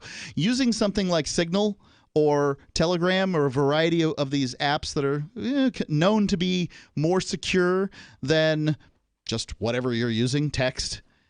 It's the difference between Signal and a text is the difference between a sealed envelope and a postcard. And I mean, how do you send your letters? All you have to do is go download this thing, and then it works just like everything else. I admit it's computer interface, it's laptop interface, or, you know. Oh, that's absolutely horrible. It's not great. And it won't show you any of your non-encrypted messages. It won't. Would be a nice feature for it to have. I would like that. I would love to be able to text people, you know, just via SMS. I don't know how from my Signal makes laptop. money. I don't either. You know, it's not capitalism or something. They just got bought out. It's an anarchist named Moxie. Oh, no. Okay, Yeah. well, he's not in it for the money then, presumably. He's in it for the they privacy. have tons of money from selling WhatsApp to Facebook. Signal used to have WhatsApp. The founders of WhatsApp started Signal. Oh, I didn't know that. I didn't either. Interesting connection. 855-450-3733. That's 855-450-FREE, as in free of government spying by using encrypted communications. Houseflies defecate every 4 to 5 minutes, spreading diseases and germs. Protect your food and your health with Bug Assault, a miniaturized shotgun, which utilizes ordinary table salt as ammunition. Non-toxic, no batteries required. Only $39.95. Use discount code GCN and get an extra 10% off your purchase at bugassault.com. Fire your fly swatter. Get your Bug Assault today. Attention gardeners, if you need to grow nutritionally dense vegetables or medicinal herbs this year, listen, because a bioactive superfood for plants is now available. This all-natural superfood for plants is so effective at producing maximum plant growth in minimum time that it almost forces plants to grow, even under the worst light and soil conditions. It's called Proto-Grow, and it's truly remarkable. Vegetables grow faster and contain more bioavailable vitamins and trace minerals. Plants that rarely bloom will flower constantly. Sickly plants become vibrantly alive. Medicinal herbs become super potent. Flowers become more vivid right before your very eyes. Proto-Grow also improves the taste quality of all your garden vegetables. That's because it's more than just an all-natural superfood for plants. It's a proprietary blend of bioactive sea nutrients that contain the basic building blocks of life itself, which is why Proto-Grow even renews your garden by increasing the microorganisms in the soil. Learn more at growlikecrazy.com. That's growlikecrazy.com. Get special pricing for network listeners right now at growlikecrazy.com. Would you like to get back that full head of hair from years past? Now, there is Reveal. Beverly Hills celebrity dermatologist Dr. Nathan Newman took nearly a decade to develop Reveal from natural botanicals to return to a full-body head of hair. Reveal for men and women with a 30-day money-back guarantee at gcnlife.com or toll-free 844-443-6637. 844-443-6637. Reveal at gcnlife.com. Is spreading the message of liberty, cryptocurrency, and peace around the globe worth $2 per month to you? As you may already know, in addition to our internet feed, LRN.FM broadcasts on free-to-air satellite across North and Central America, as well as Sub-Saharan Africa. And we've been available on satellite for free 24/7 since 2010. The LRN.FM free-to-air satellite signal is reaching some of the most oppressive regimes in the world, and there's no doubt our ideas are making an impact. You can learn more about the channel's impact by watching the 3-minute video at fund.lrn.fm. If you'd like to help free minds globally with our ideas of liberty, cryptocurrency, and peace, you can donate as little as $2 per month via fund.lrn.fm. You can help us continue and expand our satellite broadcast to multiple continents. Visit fund.lrn.fm today, and thank you for your help. Don't forget to share the link on social media. That's fund.lrn.fm. The LRN.FM social media channels have been revamped. We've eliminated Facebook and focused on other platforms like Twitter and Mastodon, the decentralized alternative to Twitter. On our accounts, you'll find posts from multiple LRN.FM show hosts together in one place. Follow us on Twitter at twitter.lrn.fm, or better yet, move to the decentralized Mastodon social media platform at toot.lrn.fm, toot.lrn.fm. I think you'll like it. I'm crazy about My Magic Mud. This is the most important oral care product created this millennium, and I'm not kidding. We all have different opinions on politics and issues, but we all have mouths. And I want yours to be as clean as possible, with teeth as bright as they were meant to be. I will never be without My Magic Mud. It's a little surprising, but man, does it work. If you only listen to one thing I say ever, go to mymagicmud.com and get 20% off with code FTL. mymagicmud.com, code FTL. You can put the Liberty Radio Network on the air in your area. Visit broadcast.lrn.fm to learn how. Broadcast.lrn.fm.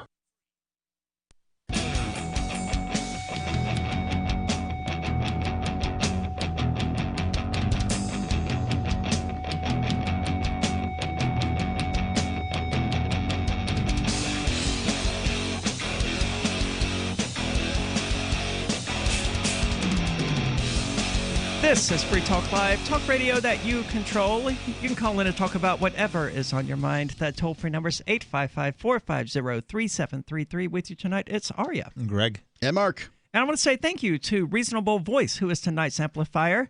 That means he's a member of the AMP program, which stands for Advertise, Market, and Promote.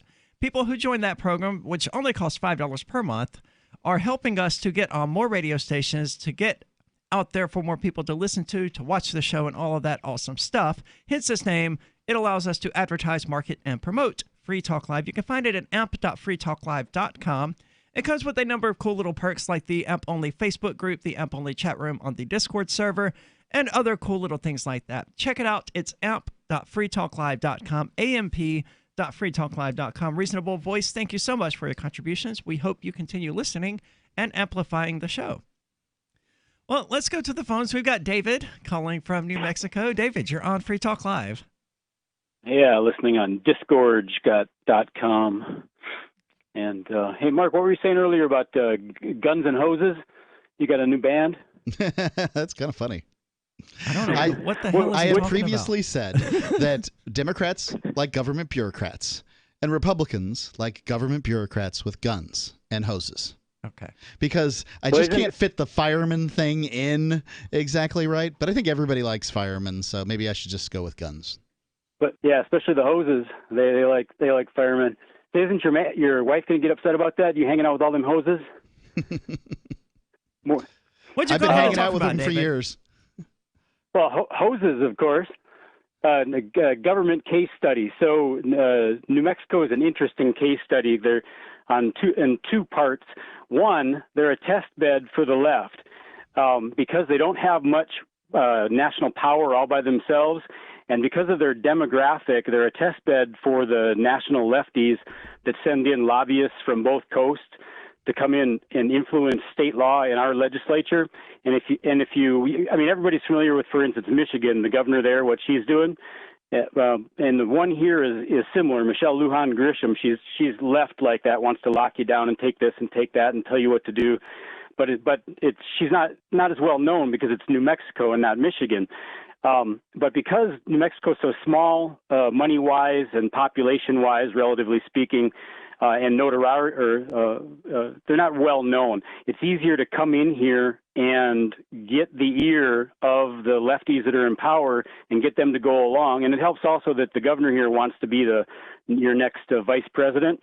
So you have that combined with they don't produce anything here. I mean, literally nothing. New Mexico is the poorest state in the nation, literally.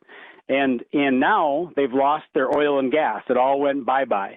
And oil and gas paid for 40% of the state budget of New Mexico. And it's all gone for the moment. You know, some of it's going to come back, but it's all gone. And so they've always prided themselves. They've had a $15 billion rainy day fund. Well, now it's raining. And they're speculating that the governor is going to want to take like $3 billion of that $15 billion and spend it just in this next year. So if she spends $3 billion a year, you know, you got 5 years, and then you're all done. And then what are you going to do? So I'm just saying it's going to be an interesting case study to watch New Mexico and see what happens, especially if things don't change back to where they were. Now you mentioned that rapidly. that the state of New Mexico has currently lost its oil and gas production or drilling or whatever. Is this because of the coronavirus? Well, basically, yeah, because the economy shut down, nobody's driving, nobody's flying, et cetera. So the oil and gas price, or oil price especially, plummeted down below the cost of production, and so it would cost them money to go to work. So they just quit taking it out of the ground for the time being. And also the other thing is that New Mexico taxes oil and gas industry more than other states do, like Texas and Alaska and North Dakota. And on top of that, there's a lot of lefties here that don't want oil and gas anyway. They want them to all go bye-bye, and they're putting up wind generators and solar instead. And so all those things combined is making it so they're driving the oil and gas out of New Mexico. And so when the oil and gas does come back, they'll start drilling across the state line in Texas instead of in New Mexico, because the oil and gas is right on the border anyway. All they got to do is drive 10 miles down the road. They're in Texas, and they can drill there instead of New Mexico. So it's going to be fun to watch what happens to this state. They're already in a bad place, and it's going to possibly get very, very much worse. So the $3 billion, what's she going to spend it on? Just operating budget. Teachers mainly. Most of that goes to paying teachers, and teachers have what? A union. I wouldn't imagine $3 billion would go very far with whenever a government is involved. Okay. Yeah, well, it doesn't. But New Mexico it's a small state, and they pay the lowest wages in the nation for many, many, many things. So it goes farther here than it would elsewhere. Okay. Well, David, I hope that your predictions about things are wrong. Thank you so much for the call, though. I don't know what to tell the people of New Mexico about the loss of gas and oil production. That's inevitable anyway at some point in the future. You know, when he started the call, it reminded me of a fireman in New Mexico. He had a son named Jose. Then he had another son. He named him Hose B. So we're talking about encryption here. Well, I seem to have put it away while I was looking for a alternative to Coinbase. Not Coinbase. But specifically, this was a puff piece for Signal, right? Well, it moves on to other things. Okay. Keybase is the word I was looking for. Like just this way, we talked about how Zoom has purchased Keybase, and I was looking for a fork of it. Apparently, I was mistaken. Some people are discussing the possibility of creating a fork of it because it was blockchain based. So obviously, instead of just building the ground up, they would just fork it from whatever Zoom bought and, take it their own direction. But Zoom announced that it would not make free calls encrypted. Now, this is through the Zoom software, presumably, and not through Keybase. I don't know if Keybase can even make calls. I've never tried. But it would not make free calls encrypted specifically so that they can give law enforcement access in case people, quote, misuse the platform. So this is where I'm going to get on my left libertarian soapbox a little bit, okay? Because when you have a privately owned company like Zoom or like Keybase, you can sell Keybase to Zoom. You can sell out. Then you can have the feds, and you can actually go ahead and turn this into something that the feds can listen in on.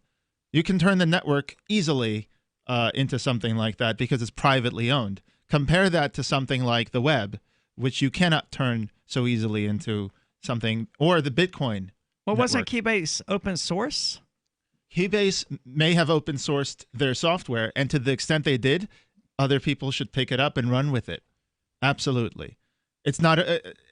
It's exactly not owning the source code, which makes it free and makes people free to use it.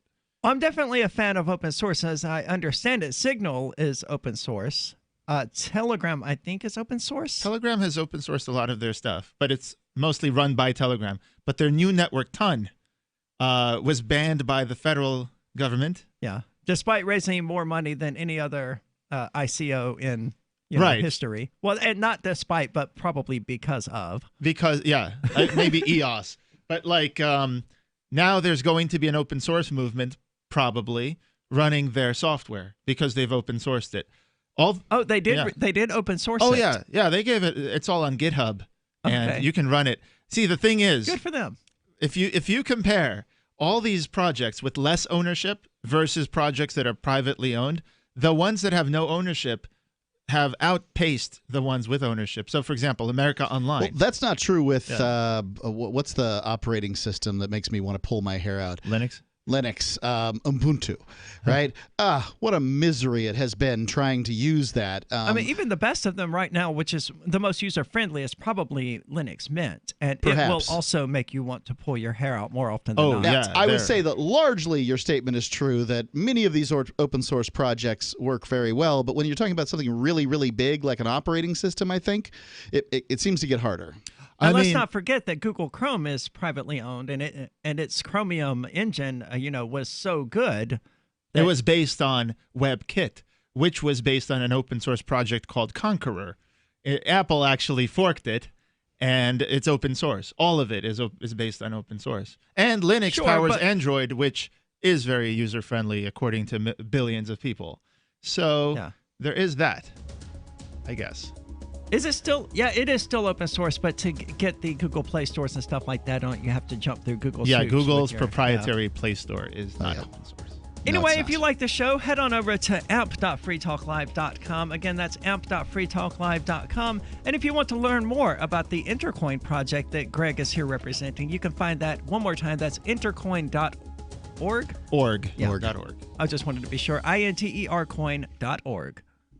Remember when you first heard about Bitcoin? How long did it take you to realize this little project would soon change the world? Do you kind of wish you had got involved sooner? Well, now is your chance to be a part of the next revolution in money. Intercoin is working to finally make crypto go mainstream. It's designed to be scalable enough to support everyday payments and even elections without the state. Bitcoin was originally supposed to be a peer-to-peer cash system, the way we would all pay one another without having to trust any